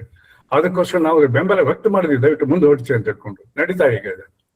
ಇದನ್ನ ಯಾಕೆ ಹೇಳ್ತಾ ಇದ್ರೆ ನೀವು ಈಗಾಗಲೇ ಸಡ್ಲ್ ಬಿಟ್ರೆ ಮುಂದೆ ಒಂದು ದಿವಸ ಅದು ಅನುಭವ ಮಂಟಪದಲ್ಲಿ ಇದೇ ಕಾಣೇರಿ ಸ್ವಾಮಿನ ಹೋಗಿ ಪಕ್ಕ ಅವನು ಧ್ವಜ ಊರ್ತಾನೆ ಅಲ್ಲಿ ಏನಂತಾನೆ, ಬಸವಾದಿ ಶರಣರು ಹಿಂದೂ ಸಮಾವೇಶ ಅಂತ ಈಗ ಹೇಳ್ತಿದ್ದಾನೆ. ನಾಳೆ ಇವನ್ ಮುಂದೆ ಬಿಡ್ತಾರೆ ಅವರು, ಬಿಟ್ಟು ಇವನೇ ಲಿಂಗಾಯತ ಅಂತ ಹೇಳ್ಕೊಂಡು ಬಸವನ ಹೆಸರು ಹೇಳ್ಕೊಂಡು ಅಲ್ಲಿ ಸೇರ್ತಾನೆ. ನೀವು ಬೇಕಾದ್ದು ಆ ಸ್ವಾಮಿನ ಕೇಳ್ತಾ ಇದ್ದೀನಿ ನನ್ರಿ, ನೇರವಾಗಿ ಕೇಳ್ತಾ ಇದ್ದೀನಿ. ಆ ಸ್ವಾಮಿ ಕೇಳ್ತಾ ಇದ್ರೆ ಕೇಳ್ಕೊಳ್ಳಿ ನನ್ನ ಮಾತುಗಳನ್ನ. ನೀವು ಇದ್ದೀರಿ, ನೀವು ವಿಚಾರ ಮಾಡಿ, ಈ ಶಬ್ದಗಳನ್ನ ಪ್ರಚಾರ ಮಾಡಿ. ಅದಕ್ಕೋಸ್ಕರ ಅನುಭವ ಮಂಟಪ ಅನುಭವದ ಮಂಟಪವಾಗಿ ಉಳಿಬೇಕು. ಶರಣ ತತ್ವಗಳ ಪ್ರಚಾರ ಕೇಂದ್ರ ಆಗ್ಬೇಕು. ಶರಣ ಸಿದ್ಧಾಂತವನ್ನು ಪ್ರಚಾರ ಮಾಡೋ ಕೇಂದ್ರ ಆಗ್ಬೇಕು. ಅಂದ್ರೆ ನಾನು ಬೇರೆ ಏನು ಹೇಳ್ತಿಲ್ಲ, ಭಾರತದ ಸಂವಿಧಾನದಲ್ಲಿ ಇರ್ತಕ್ಕಂಥ ಮೂಲ ಬಿಂದುಗಳೇನು, ಈ ಮೂಲ ಬಿಂದುಗಳನ್ನ ಪ್ರಚಾರ ಮಾಡ್ಬೇಕಾಯ್ತಂದ್ರೆ ಆ ಒಂದು ಸಂವಿಧಾನ ನಮ್ಗೆ ಈ ಎಲ್ಲ ಕಾರ್ಯಕ್ರಮಗಳ ಆಧಾರ ಆಗಿರ್ಬೇಕು. ಅದಕ್ಕೆ ಎರಡನ್ನೂ ನಾವು ಸಮ್ಮಿಳಿತ ಮಾಡ್ಬೇಕು. ಕೇವಲ ರಾಜಕೀಯ ಒಂದೇ ಅದಕ್ಕೆ ಮಹತ್ವ ಇರೋದಿಲ್ಲ. ಇದು ರಾಜಕೀಯ ಕೇಂದ್ರವಲ್ಲ, ಯಾವುದೇ ಒಂದು ಪಕ್ಷದ ರಾಜಕೀಯ ಸಿದ್ಧಾಂತವನ್ನು ಬೆಳೆಸುವ ಕೇಂದ್ರ ಅಂತ ಅಲ್ವೇ ಅಲ್ಲ. ಅದು ಬಸವ ತತ್ವ ಅಂದ್ರೆ ಇವತ್ತಿನ ಸಂವಿಧಾನದ ತತ್ವ. ಸಂವಿಧಾನ ಅಂದ್ರೆ ಯಾವುದೇ ಪಕ್ಷ ಮಾಡಿದ್ದಲ್ಲ. ಅದನ್ನ ಮಾಡುವಾಗ ಅವಾಗ ಅಧಿಕಾರದಿಂದ ಪಕ್ಷ ಕಾಂಗ್ರೆಸ್ ಇರ್ಬೋದು, ಅದು ನಿಮಿತ್ತ ಮಾತ್ರಕ್ಕೆ. ಆದ್ರೆ ಅಲ್ಲಿ ಇದ್ದವ್ರು ಎಲ್ಲರೂ ಕಾಂಗ್ರೆಸ್ ಇರಲಿಲ್ಲ. ಈ ಕಾನ್ಸ್ಟಿಟ್ಯೂಂಟ್ ಅಸೆಂಬ್ಲಿ ಅನ್ನೋದು ನಿಮ್ಗೆ ಗೊತ್ತಿರ್ಬೇಕು. ಅದರಲ್ಲಿ 290 ಮಂದಿ ಮೆಂಬರ್ಸ್ ಇದ್ರು. ಎಲ್ಲಾ ಜಾತಿಯವರು ಇದ್ರು, ಧರ್ಮದವರು ಇದ್ರು, ಮುಸಲ್ಮಾನರು ಇದ್ರು, ಕ್ರಿಶ್ಚಿಯನ್ರು ಇದ್ರು, ಹಿಂದೂಗಳು ಇದ್ರು, ಲಿಂಗಾಯತರು ಇದ್ರು. 5 ಜನ ಲಿಂಗಾಯತ ಮಂದಿ ಅದಾಗಿದ್ರು. ಯಾರ್ಯಾರಿದ್ರು? ಟಿ ಸಿದ್ದಲಿಂಗಪ್ಪ ಮೈಸೂರು ಮಹಾರಾಷ್ಟ್ರದಿಂದ ಆರಿಸೋದವನು. ಎಸ್ ನಿಜಲಿಂಗಪ್ಪ ಬಾಂಬೆಯಿಂದ ಆರಿಸೋದವ್ರು, ನೆನ್ಪಿಟ್ಕೊಳ್ಳಿ. ಎಸ್ ಇಟ್ಕೊಂಡಿರ್ಬೋದು. ಕರ್ನಾಟಕ ಆರಿಸಿ ಹೋಗ್ಲಿಲ್ಲ ಅವರು. ಅವಾಗ ದೊಡ್ಡ ಲೀಡರ್ ಆಗಿರ್ಲಿಲ್ಲ 1946ರಲ್ಲಿ. ಲೀಡರ್ ಇದ್ರು, ಬಟ್ ಇಷ್ಟು ದೊಡ್ಡ ನಂತರ ಮುಖ್ಯಮಂತ್ರಿ ಆಗೋಷ್ಟು ಇರ್ಲಿಲ್ಲ ಅವರು. ಆರಿಸಿ ಹೋಗಿದ್ದು ಬಾಂಬೆ ಇದ್ದಂತವ್ರು. ನಮ್ಮೂರನ್ನವರು BN ಮುನವಳ್ಳಿ ಅಂತ ಇದ್ರು, ನಮ್ಮೂರು ರಾಮದುರ್ಗ ಬೆಳಗಾವಿ ಜಿಲ್ಲೆಯಲ್ಲಿ. ಅವ್ರು ಸಹ ಆರಿಸಿ ಹೋಗಿದ್ರು. ಎಲ್ಲಿಂದ? ಡೆಕ್ಕನ್ ಪ್ರಿನ್ಸೆಸ್ ಕಾನ್ಸ್ಟಿಟ್ಯೂನ್ಸಿ ಆರಿಸಿ ಹೋಗಿದ್ರು BN ಮುನವಳ್ಳಿ. ಅಲ್ಲೇ ರತ್ನಪ್ಪ ಕುಂಬಾರ ಅಂತ ಇಸಲ್ಕರಂಜಿ ಅವರು ಮಹಾರಾಷ್ಟ್ರದ ಆರಿಸಿ ಹೋಗಿದ್ರು. ಈ 5 ಜನ ಇದ್ರು ಅಲ್ಲಿ. ಯಾರ್ಯಾರು? S Nijalingappa, T Shivalingappa, Siddalingappa, BN Munavalli, ಆ ನಂತರ ರತ್ನಪ್ಪ ಕುಂಬಾರ್, ಇವರು 4-5 ಜನ ಮೆಂಬರ್ ಇದ್ರು ಅಲ್ಲಿ. ಯಾರು ಕೂಡ ಬಾಯಿ ಬಿಚ್ಚಲಿಲ್ಲ ರೀ. ಆ ಕಾನ್ಸ್ಟಿಟ್ಯೂಂಟ್ ಅಸೆಂಬ್ಲಿಯ ಸುಮಾರು 25-30 ಸಾವಿರ ಪುಟಗಳ 8 ವಾಲ್ಯೂಮ್ಗಳಿದೆ. ದಯವಿಟ್ಟು ಓಡಿ, ನಾನು ಓದ್ಕೊಂಡಿದ್ದೀನಿ ಅವನು. ಆ ಕಾನ್ಸ್ಟಿಟ್ಯೂಂಟ್ ಅಸೆಂಬ್ಲಿ ಯಾವುದೇ ವಿಷಯ ಬಂದಾಗ ನಮ್ಮ 5 ಜನ ಲಿಂಗಾಯತ್ ಮೆಂಬರು ಬಾಯಿ ಮುಚ್ಕೊಂಡು ಕೂತಿದ್ರೆ ಅಂಧಕಾರ ಅವರಲ್ಲಿತ್ತು. ಆದ್ರೂ ಕೂಡ ನಮ್ಮ ಪರವಾಗಿ ಮಾತಾಡಿದ್ರು ಯಾವ ಲಿಂಗಾಯತ್ ಅಲ್ಲ, ಅವರು ತಮಿಳರು, ಕೆಲವು ಆಂಧ್ರದವರು. ಅವ್ರ ಹೆಸರು ಹೇಳ್ತೀನಿ, ಹೆಸರು ಬಂದಿದೆ ಅಲ್ಲಿ. ಲಿಂಗಾಯತರ ಬಗ್ಗೆ ಬಹಳ ಸ್ಪೆಸಿಫಿಕ್ ಆಗಿ ಮಾತಾಡಿದ್ರು. ಅದನ್ನ ನಾನು ಕೆಲವೊಂದು ಬುಕ್ ಕೋಟ್ ಕೂಡ ಮಾಡಿದ್ದೀನಿ. ಆದ್ರಿಂದ ನಾನು ಹೇಳೋದು, ಲಿಂಗಾಯತರಿಂದ ಏನಾದ್ರೂ ಸಹಾಯ ಆಗಿದೆ ಅಂತ ತಿಳ್ಕೊಂಡಿದ್ರೆ ಇತಿಹಾಸ ನಾವು ಕಾಣೋದಿಲ್ಲ. ಅದು ರಾಜಕೀಯ ಕೂಡ ಇತ್ತೀಚಿನ ವರ್ಷದಲ್ಲಿ ಕಾಣೋದಿಲ್ಲ. ಅದನ್ನ ನಾನ್ ಲಿಂಗಾಯತ ಆಧಾರ ಮಾಡಿದ್ದಾರೆ. ಉದಾಹರಣೆ ತಗೊಳ್ಳಿ, ಯಾರು? ಬಸವಣ್ಣನವರ ಜಯಂತಿ ಮಾಡ್ಬೇಕಂತ ನಿರ್ಣಯ ಮಾಡಿದವರು ಯಾರು? ಲಿಂಗಾಯತ. ಮೊದಲು ಮಾಡಿದವರು ಮಹಾರಾಷ್ಟ್ರ ದೇಶಮುಖ್, ಆಮೇಲೆ SM ಕೃಷ್ಣ ಮಾಡಿದ್ರು. ಈ ಅನುಭವ ಮಂಟಪ ಮಾಡ್ಬೇಕಂತ ಹೇಳಿದವರು ಯಡಿಯೂರಪ್ಪನವರ. ಈಗ ಹೇಳ್ತಾರೆ ಎಲ್ಲ ಮೋದಿನ ಈ ರಾಜ್ಯಕ್ಕೆ ದೇಶ ಕಟ್ಟಿದ ಅಂತ. ಆಗ ಯಡಿಯೂರಪ್ಪನವ್ರು ಮಾಡಿದ್ರೆ ಅದನ್ನ ಮಾಡಿದ ಸಿದ್ದರಾಮಯ್ಯನವರು. ಬಸವಣ್ಣವರ ಫೋಟೋನ ಎಲ್ಲ ಅಧಿಕಾರಸ್ಥ ಕಚೇರಿಗಳಲ್ಲಿ ಹಾಕುವಂತ ಮಾಡಿದಾರೆ ಲಿಂಗಾಯತ ಮುಖ್ಯಮಂತ್ರಿನ. ಅನುಭವ ಮಂಟಪ ದುಡ್ಡು ಅನುಭವ ಮಂಟಪ ಪ್ರಾರಂಭ ಮಾಡಿದವರು, ಕಮಿಟಿ ಮಾಡಿಸ್ತವ್ರು ಯಾರು? ಲಿಂಗಾಯತ ಮುಖ್ಯಮಂತ್ರಿನ. ಕೊನೆಗೆ ಬಂದಾಗ ಉಪಯೋಗ ಮಾಡಿಕೊಂಡು ಯಾರ ಮಾಡೋ ನಿರ್ಣಯಕ್ಕೆ 200 ರೂಪಾಯಿ ಕೊಟ್ಬಿಟ್ಟು ಗುದ್ಲಿ ಪೂಜೆ ಮಾಡಿದ್ರು. ಆ ಶಂಕುಸ್ಥಾಪನೆ ಮಾಡುವಾಗ ಅಡ್ವರ್ಟೈಸ್ಮೆಂಟ್ ಕೊಡ್ತಾರೆ, ಸನಾತನ ಧರ್ಮದ ಪುನರುತ್ಥಾನದ ಪ್ರಥಮ ಹೆಜ್ಜೆ ಅಂತ. ನೀವು ಹೊಡಿತೀರ ಅದನ್ನ? ನಾವು ಪ್ರೊಟೆಸ್ಟ್ ಮಾಡಿದೀವಿ. ಆಮೇಲೆ ಇಲ್ಲ ಅದೇನಂತ ಹೌದು ಸರ್ ಇವರು ಸ್ಟೇಟ್ಮೆಂಟ್ ಕೊಟ್ಟು ಯಡಿಯೂರಪ್ಪನವರು ಮುಂದೆ ಜಾರಿಯಲ್ಲಿ ಬಂತು. ಅದು ಅವರಿಗೆ ಬೇಕಾಗಿದ್ದು ಬಾಯಿ ಎಲೆಕ್ಷನ್ ಇತ್ತು. ಅವರು ಈ ಟೈಪ್ ಮಾಡ್ಕೊಂಡು ಅಂದ್ರೆ ಹೇಗೆ ರಾಜಕೀಯಕ್ಕೆ ತುತ್ತಾಗಿ ಅಥವಾ ಕೂತಾಗಿ ಅದಕ್ಕೆ ಬಲಿಯಾಗಿ ಈ ಅನುಭವ ಮಂಟಪ ಅನ್ನೋದು ಯಾವುದೇ ಒಂದು ರಾಜಕೀಯ ಪಕ್ಷದ ಸಿದ್ಧಾಂತವನ್ನು ಬೆಳೆಸುವ ಕೇಂದ್ರ ಆಗಬಾರದು ಅಂದ್ರೆ ನೀವೆಲ್ಲ ಎಚ್ಚೆತ್ಕೊಳ್ಳಿ. ನಮ್ಮ ಮಠಾಶಿ ಎಚ್ಚೆತ್ಕೊಳ್ಳೋಂಗ್ ಮಾಡ್ಕೊಳ್ಳಿ. ಅದ್ರಲ್ಲಿ ಇಲ್ಲವರೇ ಮಠದಲ್ಲಿ ಅಧಿಕಾರನೂ ಇಲ್ಲ, ಅದಕ್ಕೆ ಯಾವ್ದ ಬಾಧ್ಯತೆನೂ ಇಲ್ಲ. ಆದ್ದರಿಂದ ನಾನು ನೇರವಾಗಿ ಬಹಳ ಖಾರವಾಗಿ ಮಾತಾಡ್ತಾ ಇದ್ದೀನಿ. ನಾನು ಅದಕ್ಕೆ ಜವಾಬ್ದಾರಿ ಆಗಿನಿ. ಪ್ರತಿಯೊಂದು ಶಬ್ದಕ್ಕೂ ಕೂಡ ಅರಿವಾಗ್ಬೇಕು. ಆದ್ರಿಂದ ಈಗ ಅಲ್ಲಿ ಏನೇನು ಆಗ್ಬೇಕು ಇದು ಬಹಳ ಮುಖ್ಯ. ಅದನ್ನ ನಾನು ಲೇಖನ ಬರೆದಿದ್ದೀನಿ. ಇಲ್ಲಿ ಸಂಕ್ಷಿಪ್ತವಾಗಿ ನಾನು 5 ನಿಮಿಷದಲ್ಲಿ ಹೇಳ್ತೀನಿ. ಮೊದಲನೇದೇನು, ಅಲ್ಲಿ ದಿನನಿತ್ಯ ನಡೆಯುವಂತ ಕಾರ್ಯಕ್ರಮನ ಪಟ್ಟಿ ಮಾಡ್ಬೇಕು. ಈಗ ನೀವು ಇದನ್ನ ನೋಡ್ಬೇಕಾಯ್ತಂದ್ರೆ, ನೀವು ಸಿಖ್ಖರ ಗುರುದ್ವಾರಕ್ಕೆ ಹೋಗಿ ಅಮೃತ್ಸರ್ಗೆ ಹೋಗಿ, ನಾನು ಹೋಗಿದ್ದೀನಿ, 4-5 ಸಲ ಹೋಗಿದ್ದೀನಿ. ಅಲ್ಲಿ ಏನ್ ನಡೀತಾ ಇದೆ, ಅಲ್ಲಿ ಬಹಳ ಚಂದ ಒಂದು ಗೆಸ್ಟ್ ಹೌಸ್ ಇದೆ, ಅಲ್ಲಿ ದಾಸೋಹ ಇದೆ, ಅಲ್ಲಿ ಕರಸೇವಾ ಇದೆ. ಕರಸೇವಾ ಅಂದ್ರೆ ಕಾಯಕ, ದಾಸೋಹ ಅಂದ್ರೆ ದಾಸೋಹ. ಅಲ್ಲಿ ಅನ್ನ ದಾಸೋಹ ಇದೆ, ಶಿಕ್ಷಣ ದಾಸೋಹನೂ ಇದೆ. ಓಕೆ, ಆಮೇಲೆ ಧರ್ಮ ದಾಸೋಹನೂ ಇದೆ. ಕರ್ಮನದಿನ ಕಲಿಸ್ಕೊಡ್ತಾರೆ. ಅನ್ನಪ್ರಸಾದ ಸಂಪನ್ನೆ ಬಹಳ ಚೆನ್ನಾಗಿ ಶುಚಿತ್ವದಿಂದ ಕೂಡಿದೆ ಅಂತ ಕಾಸ್ಟ್ಲಿ ಊಟ ಕೊಡ್ತಾರೆ ನಿಮ್ಗೆ. ಅಲ್ಲಿ ಯಾವುದೋ ಎಲ್ಲರಿಗೂ ಜಾತಿ ಧರ್ಮಕ್ಕೆ ಅಲ್ಲಿ ಭಿನ್ನಾತ್ವ ಇಲ್ಲ, ಕೊಡ್ತಾರೆ. ಅಂತಹದ್ದು ಅಲ್ಲಿ ಅಮೃತ್ಸರ್ ನಡೀತಾ ಇದೆ. ಕರಸೇವಾಕ್ಕೆ ಅನುಕೂಲ ಇದೆ, ಅಲ್ಲಿ ಮಾಡ್ಕೊಟ್ಟಿದ್ದಾರೆ. ಕರಸೇವಾ ಅಂದ್ರೆ ಕಾಯಕಕ್ಕೆ ಮಾಡ್ಕೊಟ್ಟಿದ್ದಾರೆ. ಅಲ್ಲಿ ಯಾರು ಆಳುಗಳಿಲ್ಲ, ಎಲ್ಲರೂ ಭಕ್ತರೇ ಮಾಡ್ತಾರೆ. ನಮ್ಮವರು ಮಾಡ್ತಾರೆ. ಎಲ್ಲೆಲ್ಲಿ ಮಾಡ್ತಾರೆ? ಸಾಯಿಬಾಬಾ ಸಂಸ್ಥೆಗೆ ಹೋಗಿ ಅಲ್ಲಿ 100 ಜನ ಲಿಂಗಾಯತ ದುಡಿತಾ ಇದ್ದಾರೆ. ಈಶ್ವರ್ಯ ವಿಶ್ವವಿದ್ಯಾಲಯ ಮೌಂಟ್ ಅಬುಗ್ ಹೋಗ್ಬಿಟ್ಟು ನಾನು ಅಲ್ಲಿ ಹೋದಾಗ ನೋಡಿದ್ದೀನಿ. ಎದಕ್ಕೆ ಹೋಗಿದ್ದೆ, ಗೆಸ್ಟ್ ಆಗಿ ಕರೆದಿದ್ರು ಅವರು. ಅಲ್ಲಿ ಹೋದಾಗ ನಾನು ನೋಡ್ತಾ ಇದ್ದೀನಿ, ಅಲ್ಲಿ ಬಹಳ ಜನ ಲಿಂಗಾಯತ ಇದ್ದಾನೆ. ಭೇಟಿ ಹಾಕೊಂಡ್ರು 200-300 ಜನ. ನನಗೆ ವಿಚಿತ್ರ ಏನಾಗಿದೆ ದಾಡಿ ಅಂತ. ಸತ್ಯ ಸಾಯಿಬಾಬಾ ಟೆಂಪಲ್ಗೆ ಹೋಗ್ತಾರೆ. ಎಲ್ಲಿ ಶಿರ್ಡಿಯಲ್ಲಿದ್ದಾರೆ, ಇಲ್ಲಿ ಪುಟ್ಟಪುರ್ತಿಯಲ್ಲಿದ್ದಾರೆ. ಅಷ್ಟೇ ಅಲ್ಲಿ ಕೆಲಸ ಮಾಡ್ತಾರೆ. ಎಷ್ಟು ಭಯ ಭಕ್ತಿಯಿಂದ ಮಾಡ್ತಾರೆ, ಮತ್ತೆ ದುಡ್ಡು ಕೊಡ್ತಾರೆ. ಜೀವನ ಅಲ್ಲಿ ಮುಟ್ಟಾಗಿಬಿಟ್ಟು ಬೆಳಗ್ಗೆ ಸಂಜೆ ಕಸ ಹೊಡಿತಾರೆ, ಅಡ್ಗೆರ ಮಾಡ್ತಾರೆ, ಹಂಚಾರ ಹಚ್ತಾರೆ, ಪಾತ್ರೆ ಹತ್ರ. ಎಲ್ಲಿ ಕಾಯ್ತಿರಿ ರೀ? ಅದು ಇಲ್ಲಿ ಬಂದು ಯಾಕೆ ಮಾಡಲ್ಲ? ಆ ವಾತಾವರಣ ಇಲ್ಲ. ಈಗ ಸೃಷ್ಟಿ ಮಾಡ್ಬೇಕಾಗಿದೆ. ಅಲ್ಲಿ ಏನ್ ಸೃಷ್ಟಿ ಮಾಡ್ಬೇಕಾಯ್ತು ಅಂದ್ರೆ, ದಿನನಿತ್ಯ ಬೆಳಗ್ಗೆಯಿಂದ ಸಂಜೆವರೆಗೆ ಅಥವಾ ಬೆಳಗ್ಗೆ ಸಂಜೆಗೆ ಏನಾಗ್ಬೇಕು? ಗಂಟೆ ಹೊಡೆದ ಪೂಜೆ ಅಲ್ಲ ರೀ, ಅದ್ ಮಾಡ್ತಿರ್ತಾರೆ. ಅಲ್ಲಿ ಪೂಜಾರಿಗಳು ಇರ್ತಾರೆ, ಮಾಡ್ಕೊಂಡು ಹೋಗ್ಲಿ. ಬಸವಣ್ಣನವರ ದೇವರ ಮೂರ್ತಿ ಮಾಡಿ ಇಡಬೇಡಿ. ನಾನು ತಿಳಿಸ್ತರಿಗೆ ಹೇಳ್ತೀನಿ, ಬಸವಣ್ಣನವ್ರ ದೇವರ ಮೂರ್ತಿ ಮಾಡಿ ಅವ್ರ ಗಂಟೆ ಹೊಡೆದ ಕೆಲಸ ಮಾಡಕ್ ಹೋಗ್ಬೇಡಿ. ಅವ್ರಿಗೆ ಕೇವಲ ಅರಿಶಿಣ ಕುಂಕುಮ ಹಚ್ಚಿ ಆರತಿ ಬೆಳಗ್ಗೆ ಗಂಟೆ ಹೊಡೆದ್ರೆ ಮಲ್ಲ. ಅಂತ ಬಸವಣ್ಣ ಅಲ್ಲ ಇವರು. ಅಂತ ಬಸವಣ್ಣ ಮಾಡಬಾರ್ದು ಕೂಡ. ಅದು ಯಾರು ಮಾಡಿದ್ರೆ ನೀವು ಬಸವಣ್ಣ ಬರೋದು ದ್ರೋಹ ಅಂತ ಹೇಳ್ಕೊಡ್ತೀನಿ ನಾನು. ಅದಕ್ಕೆ ನೀವು ದಯವಿಟ್ಟು ವಿಚಾರ ಮಾಡ್ಕೊಳ್ಳಿ ಈ ಬಗ್ಗೆ. ಏನು ಅಂತಂದ್ರೆ, ಅದು ಬಸವಣ್ಣನವರ ಗುಡಿ ಆಗ್ಬೋದು, ಮತ್ತೊಂದು ಗುಡಿ ಆಗ್ಬಾರ್ದು. ಬಸವಣ್ಣನವರ ಹೆಸರಿನ ನಂದಿ ಗುಡಿಗಳು ಬಸವ ಕಲ್ಯಾಣದಲ್ಲೇನೇ ಇದೆ. ಇತ್ತೀಚೆಗೆ ಅವ್ರು ಕೂಡ್ಕೊಂಡು ಮುಂದ್ಗಡೆ ಒಂದು ಬಸವ ಮೂರ್ತಿ ಇಟ್ಕೊಂಡು ಬೇರೆ ಮಾಡ್ಕೊಂಡಿದ್ದಾರೆ. ಒಳಗಡೆ ಮೂಲ ಗುಡಿ ಇದ್ದು ನಂದೀಶ್ವರ ಗುಡಿನೇ ಇದೆ. ಬಾಗೇವಾಡಿ ನಂದೀಶ್ವರ ಗುಡಿನೇ ಇದೆ, ನಂದಿ ಗುಡಿನೇ ಇದೆ. ನೆನ್ಪಿಟ್ಕೊಳ್ಳಿ, ಅವ್ರು ಹುಟ್ಟಿದ ಊರು. ಓಕೆ, ಆಮೇಲೆ ಬಸವ ಕಲ್ಯಾಣ ಅದೇ ಇದೆ. ಎಲ್ಲಿ ಹೋದಲ್ಲ ಇದೇ ಇದೆ. ಸೊ ಹೀಗಿದೆ ಇದ್ದಾಗ ಅದು ಮತ್ತೊಂದು ನಂದಿ ಬದಲಾಗಿ ಬಸವನ ಫೋಟೋ ಇಟ್ಟು ಪೂಜೆ ಮಾಡುವಂತ, ಗಂಟೆ ಹೊಡೆಯುವಂತ, ಅರ್ಶಿನ ಕುಂಕುಮ ಹಚ್ಚುವಂತ ಸ್ಥಳ ಆಗಬಾರದು. ಬಸವನ ಮೂರ್ತಿ ಇಡಿ, ಬೈ ಆಲ್ ಮೀನ್ಸ್ ಇಡಿ, ಸುಂದರವಂತಡಿ. ಕುದುರೆ ಮೇಲೆ ಹತ್ತಿದ್ದಲ್ಲ, ಅಲ್ಲಿ ಇದ್ದದ್ದು ಬಸವ ತತ್ವವನ್ನ ಬರ್ತಕ್ಕಂಥ ಪೂಜಾ ನಿರತ ಬಸವಣ್ಣನಾಗ್ಲಿ ಅಥವಾ ವಚನ ಅಂಕ ಬರತಕ್ಕಂಥ ಬಸವನ ಮೂರ್ತಿ ಇಡಿ. ಅಲ್ಲಿ ಕುದುರೆ ಮೇಲೆ ಕೂತಿದ್ದಲ್ಲ, ಮುಂದೆ ಹೊರಗಡೆ ಇಟ್ಕೊಳ್ಳಿ ಅದೆಲ್ಲ. ಅದು ಆಗ್ಬೇಕು. ಗರ್ಭಗುಡಿ ಇಲ್ಲ ಅಲ್ಲಿ, ನೆನ್ಪಿಟ್ಕೊಳ್ಳಿ. ಅಲ್ಲಿ ವಿಚಾರ ಮಂಟಪದ, ಅನುಭವ ಮಂಟಪದ ಬಿಲ್ಡಿಂಗ್ ಅದು, ದೇವರ ಗುಡಿ ಅಲ್ಲ. ಇದು ಆಗ್ಬಾರ್ದು. ಎರಡನೇದಲ್ಲಿ ನಿರಂತರವಾಗಿ ದಾಸೋಹ ನಡಿಬೇಕು. ಬೆಳಗಿನ ಸಂಜೆವರೆಗೆ 3 ಹೊತ್ತು ದಾಸೋಹ ನಡಿಬೇಕು. ಇದು ಬಹಳ ಸಣ್ಣ ಕೆಲಸ ಅಲ್ಲ ರೀ. ಆ ಜಾಗ ನೋಡಕ್ಕನೆ ಲಕ್ಷ ಗಂಟೆ ಬರ್ತಾರೆ ಜನ. ಅವ್ರಿಗೆಲ್ಲ ಮಧ್ಯಾಹ್ನದ ಊಟ, ಸಂಜೆ ಊಟ ಎಲ್ಲ ಆಗ್ತಿದ್ರು ಕೂಡ ಲಕ್ಷಾನು ಗಂಟೆ ಜನರಿಗೆ ಬರ್ತಕ್ಕಂಥವ್ರಿಗೆ ನಾವು ಅಲ್ಲಿ ಅನ್ನ ಪ್ರಸಾದ ಮಾಡ್ಬೇಕು. ಅದಕ್ಕೆ ದುಡ್ಡು ಯಾರು ಕೊಡ್ತಾರೆ? ಅಲ್ಲಿ ಅಡಿಗೆ ಯಾರು ಮಾಡ್ತಾರೆ? ಅಲ್ಲಿ ಯಾರು ನೀಡ್ತಾರೆ? ಯಾರು ಪಾತ್ರೆ ಪೈಗಳು ಸ್ವಚ್ಛ ಮಾಡ್ತಾರೆ? ಇದಕ್ಕೆ ವ್ಯವಸ್ಥೆ ಆಗಲಾರ್ದೆ ಹೋದ್ರೆ ಯಾವುದೋ ಒಂದು ಮಟ್ಟದಲ್ಲಿ ನಾವೆಲ್ಲ ಹೋಗ್ತೀವಲ್ಲ, ಅಲ್ಲಿ ಆ ಟೈಪ್ ಆಗ್ಬಾರ್ದು. ಇದು ಲಿಂಗಾಯತ ಸಂಸ್ಥೆ. ಇದನ್ನ ನೀವು ಇನ್ನೊಂದು ಬೇರೆ ಕಲ್ಕೊಳ್ಬೇಕಾಯ್ತಂದ್ರೆ ದಯವಿಟ್ಟು ಜೈನರ ಮಂದಿರಗಳಿಗೆ ಹೋಗಿ. ನಾನು ಈ ಎಲೆಕ್ಷನ್ ಕಮಿಷನ್ ವತಿಯಿಂದ ಸೆಂಟ್ರಲ್ ಅಬ್ಸರ್ವರ್ ಆಗಿ 2 ಸಲ ಗುಜರಾತ್ಗೆ ಹೋಗಿದ್ದೆ. ಒಮ್ಮೆ LK ಅದನ್ನು ಎಲೆಕ್ಷನ್ಗೆ, ಮತ್ತೊಂದ್ಸಲ ದಂದುಕ ಅಂತಿದೆ ಆ ಕ್ಷೇತ್ರೀಯ ಎಲೆಕ್ಷನ್ಗೆ, ಪಕ್ಕದಲ್ಲೇ ಇದು ಹೋಗಿದ್ದೆ. ಅಲ್ಲಿ ಹೋದಾಗ ಈ ಜೈನರ ಬಗ್ಗೆ ನನಗೆ ಬಹಳ ಒಂದು ಗೌರವ ಉಂಟಾಗಿ, ಪಾಲಿತಾನ ಅಂತ ಒಂದು ದೊಡ್ಡ ಮಂದಿರ ಕಾಂಪ್ಲೆಕ್ಸ್ ಇದೆ, ಅದು ಸೌತ್, ಅಲ್ಲಿ ಹೋಗಿದ್ದೆ. ಅಲ್ಲಿ ಹೋದಾಗ ಪ್ರತಿ ಒಂದು ಜಿಲ್ಲೆಯ ಜೈನರು ಕೂತ್ಕೊಂಡು ಜಿಲ್ಲಾ ಜೈನ ಭವನ ಕಟ್ಕೊಂಡಿದ್ದಾರೆ. ಆ ಜಿಲ್ಲೆಯಿಂದ ಹೋದಂತ ಎಲ್ಲಾ ಯಾತ್ರಿಕರಿಗೆ, ಪಾಲಿತಾನ ಯಾತ್ರಿಕರೇ, ಅಲ್ಲಿ ಪುಕ್ಕಟ್ಟೆ ಉಚಿತವಾದಂತ ಸ್ವಚ್ಛವಾದಂತ ಒಂದು ಬಾತ್ರೂಮ್ಗಳು, ಸ್ವಚ್ಛವಾದಂತ ರೂಮ್ಗಳು, ಸುಂದರವಾಗಿ ಸ್ವಚ್ಛವಾಗಿ ಬಹಳ ರುಚಿಕಟ್ಟಾದಂತ ಪುಕ್ಕಟ್ಟು ನಿಡ್ತಾರೆ. ನಿಮ್ಗೆ ಬೇಕಾದ್ರೆ ಅದನ್ನ ಹುಂಡಿ ಇಟ್ಟಿರ್ತಾರೆ, ಹಾಕ್ಬನ್ನಿ, ಹಾಕ್ಬೇಡಿ, ದುಡ್ಡು ಕೇಳಿಲ್ಲ. ರೂಮ್ಗಳಿಗೆ ಬೇಕಾಗಿಲ್ಲ, ಊಟಕ್ಕೂ ಬೇಕಾಗಿಲ್ಲ, ಎದಕ್ಕೂ ಬೇಕಾಗಿಲ್ಲ. ನೀವು ಹೋಗಿ ಹತ್ತಕ್ಕೆ ಎದ್ದು ಬನ್ನಿ, ಪ್ರತಿಯೊಂದು ಜಿಲ್ಲೆಯಿಂದ ಜೈನರು ಅಲ್ಲಿ ಮಂದಿರಗಳನ್ನು ಕಟ್ಟಿದ್ದಾರೆ.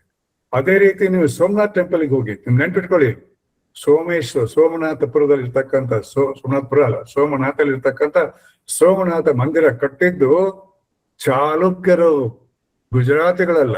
ಅಲ್ಲಿ ಅವರಿಗೆ ಸಾಳುಂಕ್ಯಗಳಂತಾರೆ. ಚಾಲುಕ್ಯರು ಮೂಲ್ದಾಸ್ ಅಂತ ತಿಳ್ಕೊಂಡು ಅವ್ರಿಗೆ ಗವರ್ನರ್ ಕಟ್ಟಿದ ಗುಡಿ ಮೊದಲೇದು.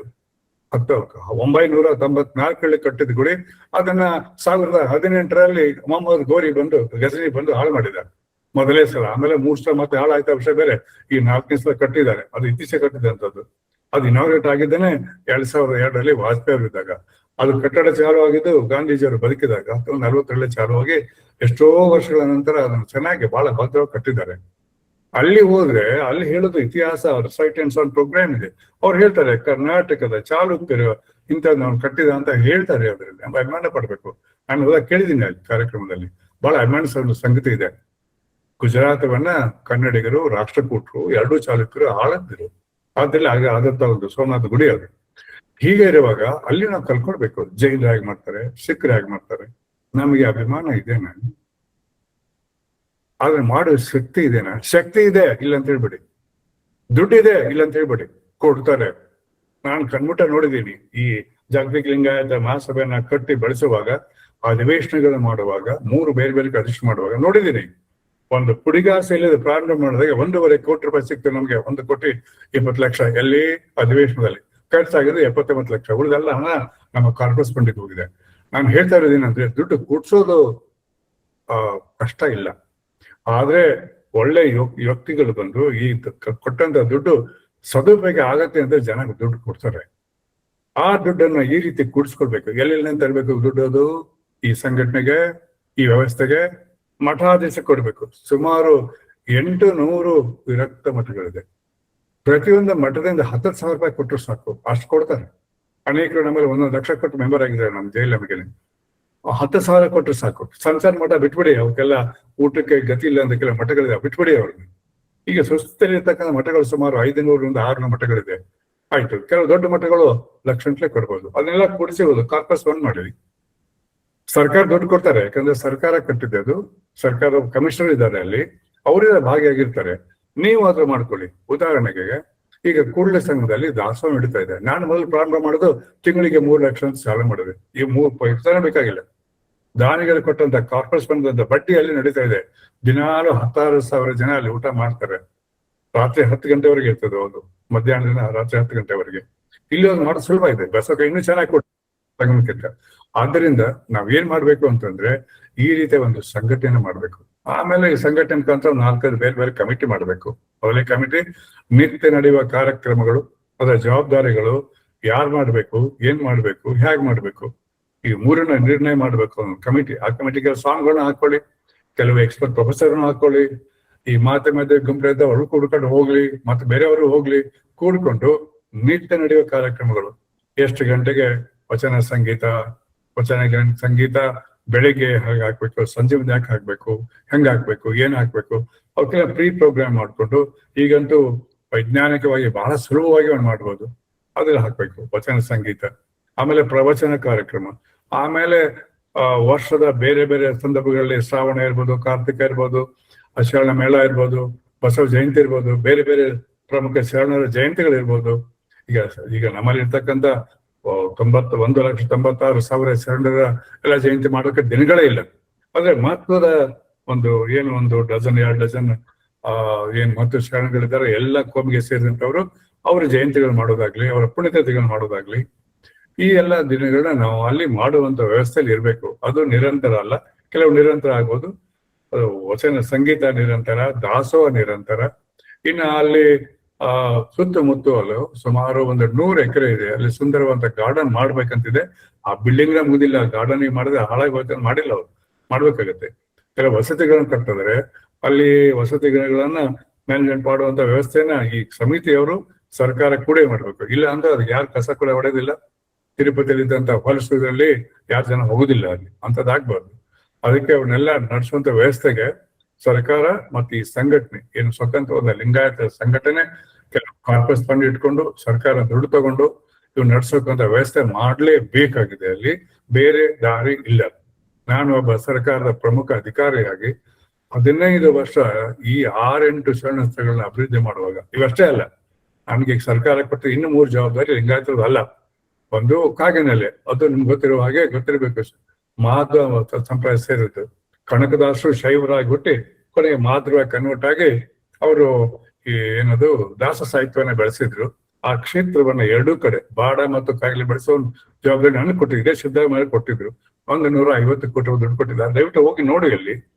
ನಾವು ಮಾಡಿದ್ದು ಆದ್ರೆ ನಮ್ ಕೆಲಸ ಇದಲ್ಲ, ಅದು ನಮ್ಮ ಲಿಂಗಾಯತ ಸೇರಿಲ್ಲ. ಸಿಮಿಲರ್ ತತ್ವಗಳಿದೆ, ಅದ್ರಾಗ ಏನ್ ತೊಂದರೆ ಇಲ್ಲ, ಕಾನ್ಫ್ಲಿಕ್ಟ್ ಅಂತ ಇಲ್ಲ. ಮೂರನೇದು ಅಂತಂದ್ರೆ ಬೌದ್ಧರ ಸನ್ನತಿಲಿರ್ತದ ಕ್ಷೇತ್ರವನ್ನ 90% ಅಭಿವೃದ್ಧಿ ಮಾಡಿದವರು ಸರ್ಕಾರದವರು. ಅದನ್ನ ಕೂಡ ನನಗೆ ಜವಾಬ್ದಾರಿ ಕೊಟ್ಟಿದ್ರು. ಆಮೇಲೆ ಸಹ್ಯಾದ್ರಿ ಪ್ರಾಧಿಕಾರ ಅಂತ, ಪ್ರಾಧಿಕಾರ ಸಾಂಸ್ಕೃತಿಕ ಪ್ರಾಧಿಕಾರ ಅಂತ, ಕಿತ್ತೂರು ಚೆನ್ನಮ್ಮ ಪ್ರಾಧಿಕಾರ, ಇವೆಲ್ಲ ಸರ್ಕಾರ ನಾನು ಕೊಟ್ಟಿದ್ದ ಜವಾಬ್ದಾರಿನ ಮಾಡಿದೀವಿ. ಆದ್ರೆ ನಾನು ಹೇಳ್ತೀನಿ ಅಂದ್ರೆ ಅಲ್ಲಿರ್ತಕ್ಕಂಥ ಪ್ರಮುಖ ಸಿದ್ಧಾಂತಗಳೇನು, ಆ ಸಿದ್ಧಾಂತವನ್ನ ನಾವು ಎಷ್ಟರ ಮಟ್ಟಿಗೆ ಜಾರಿಗೆ ತರಬಹುದು. ಅದು ಬಸವಣ್ಣನವರ ಸಿದ್ಧಾಂತ ಜಾರಿ ತರೋದು ಕಷ್ಟ ಇಲ್ಲ. ಮಾಡುವಂತ ಒಂದು ಸಂಘಟನೆ ಬೇಕು. ಒಂದು ಶ್ರದ್ಧೆಯಿಂದ, ನಿಷ್ಠೆಯಿಂದ, ಧೈರ್ಯದಿಂದ ಅದನ್ನು ಜಾರಿ ಇರ್ತಕ್ಕಂಥ ಪ್ರಯತ್ನ ಆಗ್ಬೇಕು. ಆ ಪ್ರಯತ್ನ ಮಾಡ್ಲಿಕ್ಕೆ ಒಂದು ಸಂಘಟನೆ ಬೇಕು. ಆ ಸಂಘಟನೆಗೆ ಕೆಲವು ಹಣ ಬೇಕು. ಈ ಹಣ ಕೂಡಿಸ್ಬೇಕು. ಎಷ್ಟು ಹಣ ಬೇಕು? ನನಗೆ ಅನ್ಸಿದ ಪ್ರಕಾರ ನಮ್ಮ ಕಾರ್ಪೊರೇಟ್ ಫಂಡಿನಿಂದ ಕನಿಷ್ಠ 10-15 ಕೋಟಿ ರೂಪಾಯಿ ಮಾಡಿದ್ರೆ ಅದರಲ್ಲಿ ಬರ್ತಕ್ಕಂಥ ಬಡ್ಡಿನೇ ನಮ್ಗೆ ಸಿಕ್ಕಾಪಟ್ಟೆ ಸಿಗ್ತದೆ. 3-4 ಕೋಟಿ ಬಡ್ಡಿನೇ ಬರ್ತದೆ. ಸರ್ಕಾರನ ಕೊಡ್ತಾರೆ ಅದಕ್ಕೆ. ಅವೆಲ್ಲ ಕೂಡ್ಕೊಂಡ್ಬಿಟ್ಟು 4-5 ಕೋಟಿ ರೂಪಾಯಿ ಒಂದು ವರ್ಷಕ್ಕೆ ಆಗತ್ತೆ ಇದೆ ಸರ್ಕಾರದ ನಮ್ದು ಕೂಡ್ಕೊಂಡು. ಇದನ್ನ ಕೂಡಿಸ್ಕೊಂಡು ಅಲ್ಲಿ ಕಾರ್ಯಕ್ರಮ ನಡೆಸೋದು ಕಷ್ಟ ಅಲ್ಲ. ಇನ್ನು ವಿಶೇಷ ಸಂದರ್ಭದಲ್ಲಿ ಮಾಡ್ತಕ್ಕಂಥ ಕಾರ್ಯಕ್ರಮ ಬಹಳ ಇದೆ. ಶರಣ ಮೇಳ ಆಗತ್ತೆ ಅಲ್ಲಿ, ಆಮೇಲೆ ವಚನ ಕಮಟಗಳಾಗತ್ತೆ ಅಲ್ಲಿ. ಆನಂತರ ವಚನಗಳ ಸಾರವನ್ನ ಸಣ್ಣ ಸಣ್ಣ ಪ್ಯಾಂಪ್ಲೆಟ್, ಬುಕ್ಲೆಟ್ ಇಂತೆಲ್ಲ ಮಾಡಿ ಅಲ್ಲಿ ಬಂದವರಿಗೆ ಪುಕ್ಕಟ್ಟೆ ಹಾಕೊಡೋದು, ಕೆಲವು ಚೀಪ್ ಹಾಕೊಡೋದು. ಹಾಗೆ ನೀವು ಅಕ್ಷರಧಾಮಕ್ಕೆ ಹೋಗ್ತೀರಿ, ಡೆಲ್ಲಿಯಲ್ಲಿ, ಅಹಮದಾಬಾದ್ನಲ್ಲಿ, ಲಂಡನ್ದಲ್ಲಿ, ನ್ಯೂಯಾರ್ಕ್ನಲ್ಲಿ ಹೋಗ್ತೀರಲ್ಲ, ಅಕ್ಷರಧಾಮಗಳೇ ಇವೆಲ್ಲ ಮಾರ್ತಿರ್ತಾರೆ. ನಮ್ಮಲ್ಲಿ ಬಣಜಿಗರಿಗೆ ಕಡಿಮೆ ಇಲ್ಲ, ಸಾಕಷ್ಟು ಮಾರ್ತಾರೆ. ಸ್ವಲ್ಪ ಅದನ್ನ ಮಾಡಿಕೊಟ್ಬಿಟ್ರೆ ಅವ್ರ ಬಿಸ್ನೆಸ್ ಆಗುತ್ತೆ, ನಮ್ಮ ಪ್ರಚಾರನೂ ಆಗುತ್ತೆ, ಮತ್ತೆ ಮಂದಿಗೆ ಅದ್ರ ಬಗ್ಗೆ ತಿಳುವಳಿಕೆ ಕೊಡ್ಲಿಕ್ಕೆ ಒಂದು ಸಣ್ಣ ಸಣ್ಣ ಸಾಹಿತ್ಯ ಅದಾಗತ್ತೆ. ಟೀ ಶರ್ಟ್ಗಳು ಮಾಡ್ತಾರೆ ಅಕ್ಷರಧಾಮದಲ್ಲಿ, ಏನೇನೋ ಮಾಡ್ತಾರೆ, ಕಿಚನ್ಗಳು ಮಾಡ್ತಾರೆ, ಎಲ್ಲ ಅಕ್ಷರಧಾಮದ ಮುದ್ರೆ ಇರ್ತದೆ, ಅಲ್ಲಿ ಬಂದವರು ಕೊಡ್ತಾರೆ. ಎಷ್ಟು ದೊಡ್ಡ ದೊಡ್ಡ ಮಾರ್ಕೆಟ್ ಮಾಡ್ತಾರೆ ನೋಡಿ ಅಲ್ಲಿ ಅಕ್ಷರಧಾಮಗಳಲ್ಲಿ. ನಾವು ಹಾಗೆ ಮಾಡಿ ಕನ್ವರ್ಟ್ ಮಾಡಿ ಮಾರ್ಕೆಟ್ ಮಾಡಿ ಅಂತ ಹೇಳ್ತಾ ಇಲ್ಲ. ಅದ್ರ ಪ್ರಸಾರ ಆಗ್ಲಿಕ್ಕೆ ಏನೇನು ಇವತ್ತಿನ ಯುಗದಲ್ಲಿ ಸಾಧ್ಯನೋ ಅದನ್ನ ಮಾಡ್ಬೇಕು. ಹಳೆ ಕಾಲದಲ್ಲಿ ಕೇವಲ ಭಕ್ತೇಶ್ ಹೇಳಾರು ಬರಲ್ಲ. ಈಗ ಜನ ಇವತ್ತಿನ ಯುಗಕ್ಕೆ ಸಂಬಂಧಪಟ್ಟ ಹಾಗೆ ನಮ್ಮ ಆಚರಣೆಗಳು, ನಂಬಿಕೆಗಳು, ನಮ್ಮ ಕಾರ್ಯಕ್ರಮವು ರೂಪಿತ ಆಗ್ಬೇಕು. ಅದು ತೊಂದರೆ ಇಲ್ಲ. ಸಾಕಷ್ಟು ಜನ ನಮ್ಮಲ್ಲಿ ಈಗ ಹುಡುಗರಿದ್ದಾರೆ, ಹೆಣ್ಮಕ್ಳಿದ್ದಾರೆ, ಕಲಿತವ್ರಿದ್ದಾರೆ. ಮತ್ತೆ ಇದು ಕೃತ್ರಿಮ ಏನು ಜಾಣ್ಮೆ ಅಥವಾ ಇಂಟೆಲಿಜೆನ್ಸ್ ಏನಿದೆ, ಆರ್ಟಿಫಿಷಿಯಲ್ ಇಂಟೆಲಿಜೆನ್ಸ್, ಅದನ್ನ ಈಗಾಗಲೇ ನೋಡಿ ಎಷ್ಟು ಚೆನ್ನಾಗಿ ಸುಮಾರು ಒಂದು 50ರಷ್ಟು ವಿಡಿಯೋಗಳನ್ನ ಮಾಡ್ಬಿಟ್ಟು, 50ಕ್ಕಿಂತ ಹೆಚ್ಚು ಕಳೆದ 2-3 ತಿಂಗಳಲ್ಲಿ ಬಸವಣ್ಣನವರ ಜೀವನವನ್ನ ಚಿತ್ರ ರೂಪದಲ್ಲಿ, ವಿಡಿಯೋ ರೂಪದಲ್ಲಿ ಎಷ್ಟು ಚೆನ್ನಾಗಿ ಮಾಡಿಬಿಡ್ತಾ ಇದ್ದಾರೆ. ನನಗೆ ಸೋಚಿಗೆ ಅನ್ಸುತ್ತೆ. ವಿಶೇಷವಾಗಿ ನಮ್ಮಲ್ಲಿ ಏನು ಅಧಿವೇಶನ, ಅದು ಶರಣ ಸಂಸ್ಕೃತಿ ಅಭಿಯಾನ ಮುಗಿದುವಾಗ ಅಲ್ಲಿ ನಾವು ಸ್ಟೇಜ್ ಮೇಲೆ ಹಾಕಿದ್ರು. ಅದಕ್ಕೆ 40 ಲಕ್ಷ ರೂಪಾಯಿ ಖರ್ಚು ಮಾಡಿದ್ವಿ. ಅದು ಲೈವ್ ಅನಿಮೇಷನ್ ಮಾಡಿದ್ದು. ಅದಾದ ನಂತರ ಅಂತೂ ಸಿಕ್ಕಾಪಟ್ಟೆ ಒಂದು ವರ್ಷದ ಅವಧಿಯಲ್ಲಿ, ಕಳೆದ 1 ವರ್ಷದಲ್ಲಿ ನಾನೊಂದು 50-60 ಆ ಟೈಪ್ ವಿಡಿಯೋಗಳು ನೋಡಿದ್ದೀನಿ. ಈ ಟೈಪ್ ಅಲ್ಲಿ ಆಗ್ಬೇಕು. ಏನು ಆರ್ಟಿಫಿಷಿಯಲ್ ಇಂಟೆಲಿಜೆನ್ಸ್ ಉಪಯೋಗ ಮಾಡಿಕೊಂಡು ಐತಿಹಾಸಿಕ ಘಟನೆಗಳನ್ನ, ಐತಿಹಾಸಿಕ ವ್ಯಕ್ತಿಗಳ ವಿಚಾರಗಳನ್ನ, ಐತಿಹಾಸಿಕ ಸ್ಥಳಗಳನ್ನ ಪ್ರಸಾರ ಅಲ್ಲಿ ಕಣ್ಬಿಟ್ಟೆ ತೋರಿಸ್ತಕ್ಕಂಥದ್ದನ್ನ ಆಗ್ಬೇಕು. ಬಹಳ ಕಷ್ಟ ಇಲ್ಲ. ಈಗಾಗಲೇ ಇರ್ತಕ್ಕಂಥ ಸುಮಾರು 50-60 ಅಂತ ವಿಡಿಯೋಗಳನ್ನ ಕೂಡಿಸಿಟ್ಟು ಪ್ರಚಾರ ಮಾಡ್ತೇವೆ, ಅಡ್ಡಿ ಇಲ್ಲ. ಇನ್ನೂ ಮಾಡಿಸ್ಬೋದು, ಬರ್ತವೆ, ಪುಕ್ಕಟ್ಟೆ ಮಾಡಿ ಕೊಡ್ತಾರೆ ನಮ್ಮ ಹುಡುಗರು. ಹುಡುಗರು ಕಡಿಮೆನೇ ಇಲ್ಲ, ಲಕ್ಷಾನು ಗಂಟ್ಲೆ ಲಿಂಗಾಯತ ಹುಡುಗರಿದ್ದಾರೆ. ನನ್ನ 3 ಮಕ್ಕಳು, 3 ಅಳಿಯಂದಿರು ಅದ್ರಲ್ಲೇನೆ ಇದ್ದಾರೆ. ನನ್ನ ಸೊಸೆ ಅದರಲ್ಲೇ ಇದ್ದಾರೆ. ನಾನು ಸಹಾಯ ಮಾಡ್ತೇನೆ ಅವ್ರಿಗೆ. ಜೊತೆ ಬೇರೆಯವರು ಮಾಡ್ತಾರೆ. ನಮ್ಮಲ್ಲಿ ಕೆಲವು ಜನ ಹುಡುಗರು ಇದ್ದಾರೆ. ನಮ್ಮಲ್ಲಿ ಒಂದು 100 ಜನರಿಗೆ ಟ್ರೈನಿಂಗ್ ಕೊಟ್ಟಿವಿ ನಾವು, ನೆನ್ಪಿಟ್ಕೊಳ್ಳಿ. ಅವರೆಲ್ಲ IT ಹುಡುಗರನ್ನೇ. ಈಗ ಬಸವ ಮೀಡಿಯಾ ನಡೆಸ್ತಕ್ಕಂಥ ವಿಷಯದಲ್ಲಿ ನಮ್ಮ ಈಗೇನು ಅರುಣ್ ಅವರಾಗ್ಲಿ, ಆಮೇಲೆ ಅವ್ರು ಕೂಡ ಹೊನ್ವಾಡ್ ಅವರಾಗ್ಲಿ ಬಹಳ ವಂಡರ್ಫುಲ್ ಕೆಲಸ ಮಾಡ್ತಿದ್ದಾರೆ. ಈ ರೀತಿ ಕೆಲಸ ಅಲ್ಲಿ ಬರ್ಬೇಕು. ಅಲ್ಲಿಂದ ಒಂದು ಜರ್ನಲ್, ಮ್ಯಾಗಝಿನ್ ಬರ್ಬೇಕು, ಮಂತ್ಲಿ ಮ್ಯಾಗಝಿನ್ ಬರ್ಬೇಕು, ಸಾಹಿತ್ಯಕ್ಕೆ ವಸ್ತುಗಳು ಬರ್ಬೇಕು. ಅಲ್ಲಿ ನಿರಂತರ ಒಂದು ವಚನ ಸಾಹಿತ್ಯದ ಪ್ರಚಾರ ಆಗ್ಬೇಕು, ವಚನ ಸಂಗೀತ ಪ್ರಸಾರ ಆಗ್ತಾನೆ ಇರ್ಬೇಕು, ದಾಸೋಹ ನಡೆಸ್ಬೇಕು. ಇವೆಲ್ಲ ಮಾಡ್ಬೇಕಾಗಿತ್ತು. ಇದನ್ನ ಮಾಡ್ಬೇಕಾಯ್ತಂದ್ರೆ ಹಣ ಕೊಡ್ಸೋದು ಕಷ್ಟ ಇಲ್ಲ. ನಮಗೆ ಸಂಘಟನೆ ಬೇಕು. ನಾನು ಈ ವಿಡಿಯೋ ಮುಖಾಂತರ ನಿಮ್ಮಲ್ಲೇ ಕೇಳ್ಕೊಳ್ತಾ ಇದ್ದೀನಿ, ಎಷ್ಟು ಜನ ಈ ಕಾರ್ಯಕ್ರಮದಲ್ಲಿ ಸಕ್ರಿಯವಾಗಿ ಗಂಭೀರವಾಗಿ ಭಾಗವಹಿಸಕ್ಕೆ ತಯಾರಿದ್ದೀರಿ? ಅದನ್ನೆಲ್ಲ ಅರುಣ್ ಅವ್ರಿಗೆ ಕಳಿಸ್ಕೊಡಿ, ನಾನು ಸಿದ್ಧ ಇದ್ದೀನಿ ಅಂತ. ನಿಮ್ದೇ ಒಂದು ಸಂಘಟನೆ ಮಾಡಿ ಚಾಲು ಮಾಡೋಣ. ಈಗ ಏನ್ ಮಾಡ್ಬೇಕಾಗಿದೆ ಅಂದ್ರೆ, ಈ ಎಲ್ಲಾ ಮಠಾಧೀಶ ಕಡೆ ಹೋಗಿ ಅವ್ರ ಬಗ್ಗೆ ಅವರಿಗೆ ನಾವು ಈ ಪುಸ್ತಕವನ್ನು ಹೊರ ತರ್ತಾ ಇದ್ದೀವಿ, ಇದೇ ತಿಂಗಳು ತರ್ತಾ ಇದ್ದೀವಿ. ಈ ಅನುಭವ ಮಂಟಪದ ಬಗ್ಗೆ ಅಂತ ಆ ಪುಸ್ತಕನ ಫೈನಲ್ ಮಾಡಿದ್ದೀವಿ. ಈಗ ಪ್ರಿಂಟಿಂಗ್ ಹೋಗಿದೆ, 1 ತಿಂಗಳು 20 ಬಿಡುಗಡೆ ಮಾಡ್ತೀವಿ ಅದನ್ನ. ಆ ಕಾಪಿಗಳನ್ನು ತಗೊಳ್ಳಿ, ಪುಕ್ಕಟಾಗಿ ಕೊಡ್ತೇವೆ. ಆ ಕಾಪಿಗಳನ್ನ ಹೋಗಿ ಪ್ರತಿಯೊಬ್ಬ ಮಠಾಧೀಶರಿಗೆ ನೀವು ವೈಯಕ್ತಿಕವಾಗಿ ಕೊಟ್ಬಿಟ್ಟು ದಯವಿಟ್ಟು ಓದಿ ಸರ್, ಆಮೇಲೆ ನಮ್ಗೆ ಸಹಾಯ ಮಾಡಿ, ನೀವು ಇದರಲ್ಲಿ ಭಾಗವಹಿಸಿ ಅಂತ ಕೇಳ್ಕೊಳ್ಳುವಂತ ಸಂಘಟನೆ ಮಾಡ್ಲೇಬೇಕಾಗಿದೆ. ನೀವು ಇಲ್ಲಿ 150ರಷ್ಟು ಮಂದಿ ಇಲ್ಲಿ ಭಾಗವಹಿಸಿದಿರಿ. ಈಗ ಈ 142 145 ಇದ್ದೀರಿ, ನಿಮ್ಮಲ್ಲಿನೇ ಬಂದ್ಬಿಡಿ. ಇಲ್ಲಿ ಒಂದು 15-20 ಜನರ ತಂಡಗಳನ್ನ ಮಾಡೋಣ, ಜಿಲ್ಲಾವಾರು ಮಾಡೋಣ, ಬೇಕಾದ್ರೆ ಡಿವಿಷನ್ ವಾರು ಮಾಡೋಣ. ನೀವೆಲ್ಲರೂ ಅದಕ್ಕೆ ಸಂಘಟಿತರಾಗಿ ಲೋಕಲ್ ಮಠಾಧೀಶನ ಭೇಟಿಯಾಗಿ ಅವ್ರ ಮನಸ್ಸೊಲಿಸಿ ಅವ್ರದ್ದೇ ಒಂದು ಕಮಿಟಿ ಮಾಡೋಣ. ಈಗಾಗಲೇ ಒಕ್ಕೂಟ ಇದೆ, ಆ ಒಕ್ಕೂಟ ಜೊತೆಗೆ ಅದನ್ನ ಒಂದು ಸಬ್ ಕಮಿಟಿ ಮಾಡಿ ಇದು ಮಾಡಿಸುವಂತ ಕೆಲಸನ ಮಾಡ್ಬೇಕು. ಅದಕ್ಕೆ ಎಷ್ಟೊಂದು ಮುಂದೆ ಬರ್ತೀರಿ ಅಂದ್ರೆ ಇದೊಂದು ಕನ್ಸ್ಟ್ರಕ್ಟಿವ್ ಸಜೆಷನ್ ನೀವು ಕೊಡಿ. ನೀವು ಮುಂದೆ ಬಂದು ನಿಮ್ಮ ವಿಚಾರಗಳನ್ನ, ನಿಮ್ಮ ಒಂದು ಸಕ್ರಿಯ ಭಾಗವಹಿಸುವಿಕೆಯನ್ನ ಈ ಸಮಾರಂಭದ ಮುಖಾಂತರ ಮಾಡ್ಬೇಕು ನಮ್ಮ ಇಚ್ಛೆ ಇದೆ. ದಯವಿಟ್ಟು ನಮ್ಮ ಅರುಣ್ ಅವರಿಗೆ, ನಮ್ಮ TR ಚಂದ್ರಶೇಖರ್ ಅವರಿಗೆ, ನಮ್ಮ ಇನ್ನು ಬೇರೆಯವರು ಸೋಮಶೇಖರಪ್ಪನವ್ರಿಗೆ ಇವೆಲ್ಲ ಕೊಡಿ. ಅವ್ನು ತಗೊಂಡ್ಬಿಟ್ಟು ನಮ್ಮ ಇದೇ ಕಮಿಟಿ ಮಾಡ್ಕೊಳ್ಳೋಣ. ಈ ಕಮಿಟಿಯವರೇ ಹೋಗ್ಬಿಟ್ಟು ಎಲ್ಲ ಸ್ವಾಮಿಗಳಿಗೆ ಭೇಟಿಯಾಗಿ ಮನವರಿಕೆ ಮಾಡಿಕೊಟ್ಟು ಅವ್ರಿಗೆ ತರುವಂತ ಕೆಲಸ ಮಾಡ್ಬೇಕು. ಇನ್ನು ಎರಡನೇದೇನಿದೆ, ನಮ್ಮಲ್ಲಿ ಲಿಂಗಾಯತ ಶಿಕ್ಷಣ ಸಂಸ್ಥೆಗಳು ಬಹಳ ದೊಡ್ಡ ಪ್ರಮಾಣದಲ್ಲಿದೆ. ಕೆಲವು ಸಂಸ್ಥೆಗಳಂತೂ ಒಂದು ವಿಶ್ವವಿದ್ಯಾಲಯಕ್ಕೆ ದೊಡ್ಡದಾಗಿದೆ. ಫಾರ್ ಎಕ್ಸಾಂಪಲ್, ಈಗ KLE ಸೊಸೈಟಿ ಇದೆ ಬೆಳಗಾವಿ, ಮತ್ತೆ ಹಳೇದು ಅತ್ಯಂತ ದೊಡ್ಡದು ಕೂಡ. ಅವರ ಆನ್ಯುವಲ್ ಬಜೆಟ್ 4-5 ಸಾವಿರ ಕೋಟಿ ಇರ್ತದೆ. ಅದೇ ರೀತಿ ಬಸವೇಶ್ವರ ವಿದ್ಯಾವರ್ಧಕ ಸಂಘ ಬಾಗಲಕೋಟೆ, ಅದೇ ರೀತಿ ನಮ್ಮ ಅಧ್ಯಕ್ಷ ಆಗಿರ್ತಕ್ಕಂಥ MB ಪಾಟೀಲ್ ರವರ BLD ಸಂಸ್ಥೆ ಬಹಳ ದೊಡ್ಡ ಸಂಸ್ಥೆ. ಅದೇ ರೀತಿ ಹೈದರಾಬಾದ್ ಕರ್ನಾಟಕ ಲಿಂಗಾಯತ ಸೊಸೈಟಿ, ಅಲ್ಲಿ ಕೂಡ ದೊಡ್ಡ ಮೆಡಿಕಲ್, ಎಂಜಿನಿಯರಿಂಗ್ ಎಲ್ಲಾ ತರದ ಕಾಲೇಜುಗಳೇ. ಅವರು 100 ಕೆಲವರಂತೂ 200, 100, 150, 80, 90 ಸಂಸ್ಥೆಗಳು ನಡೆಸ್ತಾ ಇದ್ದಾರೆ. ಈಗ ನಮ್ಮ ಕೆಲವು ಸ್ವಾಮಿಗಳು ಇದ್ದಾರೆ ಅಂತ, ನಿಮಗೆ medical college, engineering college Suttur ಸ್ವಾಮಿಗಳಿದ್ದಾರೆ, ಸಿರಿಗೇರ್ ಅವರು ಇದ್ದಾರೆ, ತುಮಕೂರು ಅವರು ಇದ್ದಾರೆ, ಆ ನಂತರ ಚಿತ್ರದುರ್ಗದವ್ರು ಇದ್ದಾರೆ, ಗದಗಿನವ್ರು ಇದ್ದಾರೆ, ಧಾರವಾಡದವ್ರು ಇದ್ದಾರೆ, ಹುಬ್ಬಳ್ಳಿ 3000 ಮಠ. ಅವ್ರದ್ದು ಒಮ್ಮೆ ಈ ಕಡೆ ಹೊಡಿತಾರೆ, ಆ ಕಡೆ ಹೊಡಿತಾರೆ. ಆದ್ರೆ ಇಂಥಲ್ಲಿ ಅವ್ರ ಕೈ ಜೋಡಿಸ್ತಾರೆ. ನಾವು ಜೋಡಿಸೋಂಗ್ ಮಾಡೋಣ. ಅವ್ರಿಗೆ ನೀವೆಲ್ಲ ಹೋಗಿ ಮನವರಿಸ್ಬೇಕು. ಅವ್ರಿಗೆ 108 ಪ್ರಶ್ನೆಗಳನ್ನ ಕೇಳ್ತಾರೆ, ಕೊಡೋಣ ಉತ್ತರ ನೀಡುವಾಗಿ. ಅದಕ್ಕೋಸ್ಕರ ನೀವು ತಯಾರಾಗಿ ಒಂದು ಟೀಮ್ ಮಾಡ್ಕೊಳ್ಳಿ. ಈ ಕಾರ್ಯಕ್ರಮ ನಂತರ ನಾವು ಮೀಟಿಂಗ್ ಕರೆಯೋಣ, ಅದಕ್ಕೋಸ್ಕರ ಮುಂದುವರ್ಸೋಣ ಅದನ್ನು. ಇದು ಒಂದು. ಎರಡನೇದು, ಮಠಾಧೀಶರ ಜೊತೆಗೆ ಈ ಶಿಕ್ಷಣ ಸಂಸ್ಥೆಗಳ ಎಲ್ಲಾ ಮುಖ್ಯಸ್ಥರನ್ನ ನಾವು ಇದೇ ಟೀಮ್ ಮುಖಾಂತರ, ಕೆಲವು ಸ್ವಾಮಿಗಳು ಒಂದು ಟೀಮ್ ಮಾಡೋಣ. ಅವ್ರು ಹೋಗಿ ಭೇಟಿಯಾಗಬೇಕು ಈ ಸಂಸ್ಥೆಗಳು. ಅವ್ರ ಪಡೆ ಪ್ರತಿಯೊಂದು ಕಡೆಯಿಂದ ಒಂದೊಂದು 5 ಲಕ್ಷ 4 ಲಕ್ಷ ಕೊಡ್ತಾರೆ, 10 ಲಕ್ಷ ಕೊಡ್ತಾರೆ ಕೇಳಿದ್ರೆ ಅವ್ರ ಮನವೊಲಿಸಿ ಸಂಘಟನೆ ಮಾಡ್ಬೇಕು. ಇದು ಶಿಕ್ಷಣ ಲಿಂಗಾಯತ ಶಿಕ್ಷಣ ಸಂಸ್ಥೆಗಳಿಂದ. ಇನ್ನು ಸಣ್ಣ ಸಂಸ್ಥೆಗಳೇ ಅದೇನು 10,000 20,000 ಕೊಟ್ಟರು ಆಗ್ಬೋದು. ದೊಡ್ಡ ಸಂಸ್ಥೆಗಳು ಲಕ್ಷಗಳೇ ಕೊಡ್ಲಿ, ಅತಿ ದೊಡ್ಡ ಸಂಸ್ಥೆಗಳು ಕೋಟಿಗಟ್ಟಲೆ ಕೊಡ್ತಾರೆ. ಸೊ ಅದು ಮಾಡ್ಬೇಕು. ಅದ್ರಲ್ಲಿ 1-2 ಸಂಸ್ಥೆಗಳು ವೀರಶೈವ ಒಂದು ತುಂಬಿದೆ, ಆದ್ರೆ ಅವ್ರ ಹೆಸರು ಬಸವೇಶ್ವರ ಅಂತ ಇದೆ, ಮಾಡ್ಕೊಳ್ಳೋದು. ಅದು ವಿರೋಧ ಇಲ್ಲ, ಕೊಡ್ತಾರೆ ಅವರು. ನನ್ಗೆ ಗೊತ್ತಿದೆ, ಅವ್ರ ವೈಯಕ್ತಿಕ ಬಲ್ಲೆ. ಇದು ಶಿಕ್ಷಣ ಸಂಸ್ಥೆಗಳಾಯ್ತು. ಇನ್ನು ಮೂರನೇದು, ಇವೆಲ್ಲ ಸಂಘಟನೆ ಮಾಡ್ಬೇಕಾಯ್ತಂದ್ರೆ ಬಹಳ ಮಹತ್ವದಂದ್ರೆ ಲಿಂಗಾಯತ ಇಂಡಸ್ಟ್ರಿಯಲಿಸ್ಟ್ಗಳು, ಬಿಸ್ನೆಸ್ ಮಂದಿ, ವ್ಯವಹಾರ ಮಾಡೋರು. ಸಾಮಾನ್ಯವಾಗಿ ನಮ್ಮಲ್ಲಿ ಈ ಬಣಜಿಗ ಕೊಮ್ಮಿಗೆ ಸೇರಿದವರು ಪರಿಣಿತರು. ನನ್ನ ಧರ್ಮ ಪತ್ನಿ ಅವರು ಬಣಜಿಗರೇ ಆಗಿದ್ದರು. ಅವರೆಲ್ಲ ಸಂಬಂಧಿಕರು ದೊಡ್ಡ ಬಲಾಟ ಇದ್ದಾರೆ, ದೊಡ್ಡ ದೊಡ್ಡ ಬಿಸ್ನೆಸ್ ಮಾಡ್ತಾ ಇದ್ದಾರೆ. 10,000 ಕೋಟಿ ರೂಪಾಯಿ ಇನ್ಕಮ್ ಟ್ಯಾಕ್ಸ್ ಕಟ್ತಾರೆ ಅಂತವ್ರು ಇದ್ದಾರೆ. ಅಂತವ್ರ ಕಡೆ ಹೋಗಿ ದಾನ ಧರ್ಮ ಕೇಳಿ ಕೊಡ್ತಾರೆ. ನಮ್ಮ ಸೆವೆನರಿಗೆಲ್ಲ ಲಕ್ಷಗಟ್ಟಲೆ ದುಡ್ಡು ಕೊಟ್ಟವ್ರು ಇಂಥವ್ರೆ. ಅದರಿಂದ ಅವ್ರು ಕೊಡ್ತಾರೆ. ಇವತ್ತು ಈ ಕೊಡೋದಿಲ್ಲ ಅಂತ ಸಾಧ್ಯನೇ ಇಲ್ಲ. ಅದು ಲಿಂಗಾಯತರ ಹುಟ್ಟುಗುಣ, ದಾಸೋಹ ಬಂದಿದೆ ಅವರಲ್ಲಿ. ಇಷ್ಟೇ ಅದೊಂದು ಪ್ರಯತ್ನ ಇಲ್ಲ, ಕೊಡ್ತಾರೆ ದಾನ ಧರ್ಮಕ್ಕಾಗಿ. ಆ ಪ್ರಯತ್ನ ಬೆಳೆಸಬೇಕಂತ ಕರ್ತವ್ಯ ಮಾಡ್ಬೇಕಾಗಿದೆ. ಈಗ ಆ ಒಂದು ಪ್ರಯತ್ನ ಬೆಳೆದಾಗ ಅವ್ರ ಅಭಿಮಾನ ಪಡುವಂತ ಒಂದು ಸಮಾಜ ನಾವು ಕಟ್ಟಕ್ಕೆ ಸಾಧ್ಯ ಆಗುತ್ತೆ. ಅದು ವ್ಯವಹಾರಸ್ಥರು, ಶಿಕ್ಷಣ ಸಂಸ್ಥೆಗಳು, ಮಠಾಧೀಶರು ಮತ್ತೆ ಇತರರೆಲ್ಲರೂ ಕೂಡ್ಕೊಂಡು ಒಂದು 4 ಗುಂಪುಗಳನ್ನು ಮಾಡ್ಕೊಂಡು ಈ ಹಣ ಸಂಗ್ರಹಣೆ ಕಮಿಟಿ ಮಾಡ್ಬೇಕು. ಇದಕ್ಕೆ ಮನಸ್ಸಿಗೆ ಬಂದ ದುಡ್ಡು ಕೊಡಿ ಅಂತ ಹೋಗ್ಬಾರ್ದು. ಯಾಕಂದ್ರೆ ಅಲ್ಲಿ ಅಪವ್ಯಯ ಆಗೋದನ್ನ ನಾನು ನೋಡಿದ್ದೀನಿ. ನಮ್ಮ ಮೆಂಬರ್ಶಿಪ್ ನಲ್ಲಿ ಅನೇಕ ಜನ ಮೆಂಬರ್ಶಿಪ್ ನಮಗೂ ಕಳಿಸ್ಲಿಲ್ಲ, ಮೆಂಬರ್ಶಿಪ್ ಫಾರ್ಮ್ನ ಕಳಿಸ್ಲಿಲ್ಲ, ಅವ್ರಿಗೆ ದುಡ್ಡು ಕಳ್ಕೊಂಡು ಸ್ವಹ ಮಾಡ್ಕೊಂಡು ಕೂತಿದ್ದವ್ರು 100 ಜನರು ನೋಡಿದ್ದೇನೆ. 4 ಜಿಲ್ಲೆಗಳಲ್ಲಿ ನಮ್ಗೆ ಬೇಜಾರಾಗಿ ಹೋಗಿದೆ ಅಂತ ಲಿಂಗ ಇಟ್ಕೊಂಡ್ಬಿಟ್ಟು. ಸೊ ಹಾಗಿದೆ ಎಲ್ಲೆಲ್ಲಿ ಎಲ್ಲಾ ಕಡೆ. ಅಲ್ಲಿ ನ್ಯಾಯ ಇದೆ, ಅಲ್ಲಿ ಅನ್ಯಾಯನೂ ಇರ್ತದೆ. ಅನ್ಯಾಯ ಹಂಚ್ಬಿಟ್ಟು ಬಿಡಬಾರ್ದು, ನಾವು ಮುಂದುವರಿಬೇಕು. ಯಾಕಂದ್ರೆ 1000 ಜನ ಒಳ್ಳೆಯವ್ರಿದ್ದಾಗ ಒಂದು 10 ಜನ ಕೆಟ್ಟವ್ರು ಇದ್ರೆ 10 ಜನರಿಗೆ ನಾವು 1000 ಜನ ಕೆಲಸ ನಿಲ್ಲಿಸಬಾರ್ದು. ಇರ್ತದೆ ಲೈಫ್ ಒಂದು ಭಾಗ ಅದು. ಆದ್ರಿಂದ ತಾವೆಲ್ಲರೂ ಇದ್ರ ಭಾಗವಹಿಸ್ಬೇಕು. ಅಲ್ಲಿ ಮಾಡ್ತಕ್ಕಂಥ ಕೆಲಸಗಳು ಬಹಳ ಇದೆ. ಅದಕ್ಕೆ ನಾವೇನು ಪುಸ್ತಕಗಳು ಬಿಡುಗಡೆ ಮಾಡ್ತೀವಿ ತಾವೆಲ್ಲರೂ ಮತ್ತೊಮ್ಮೆ ಓದ್ಕೊಳ್ಳಿ.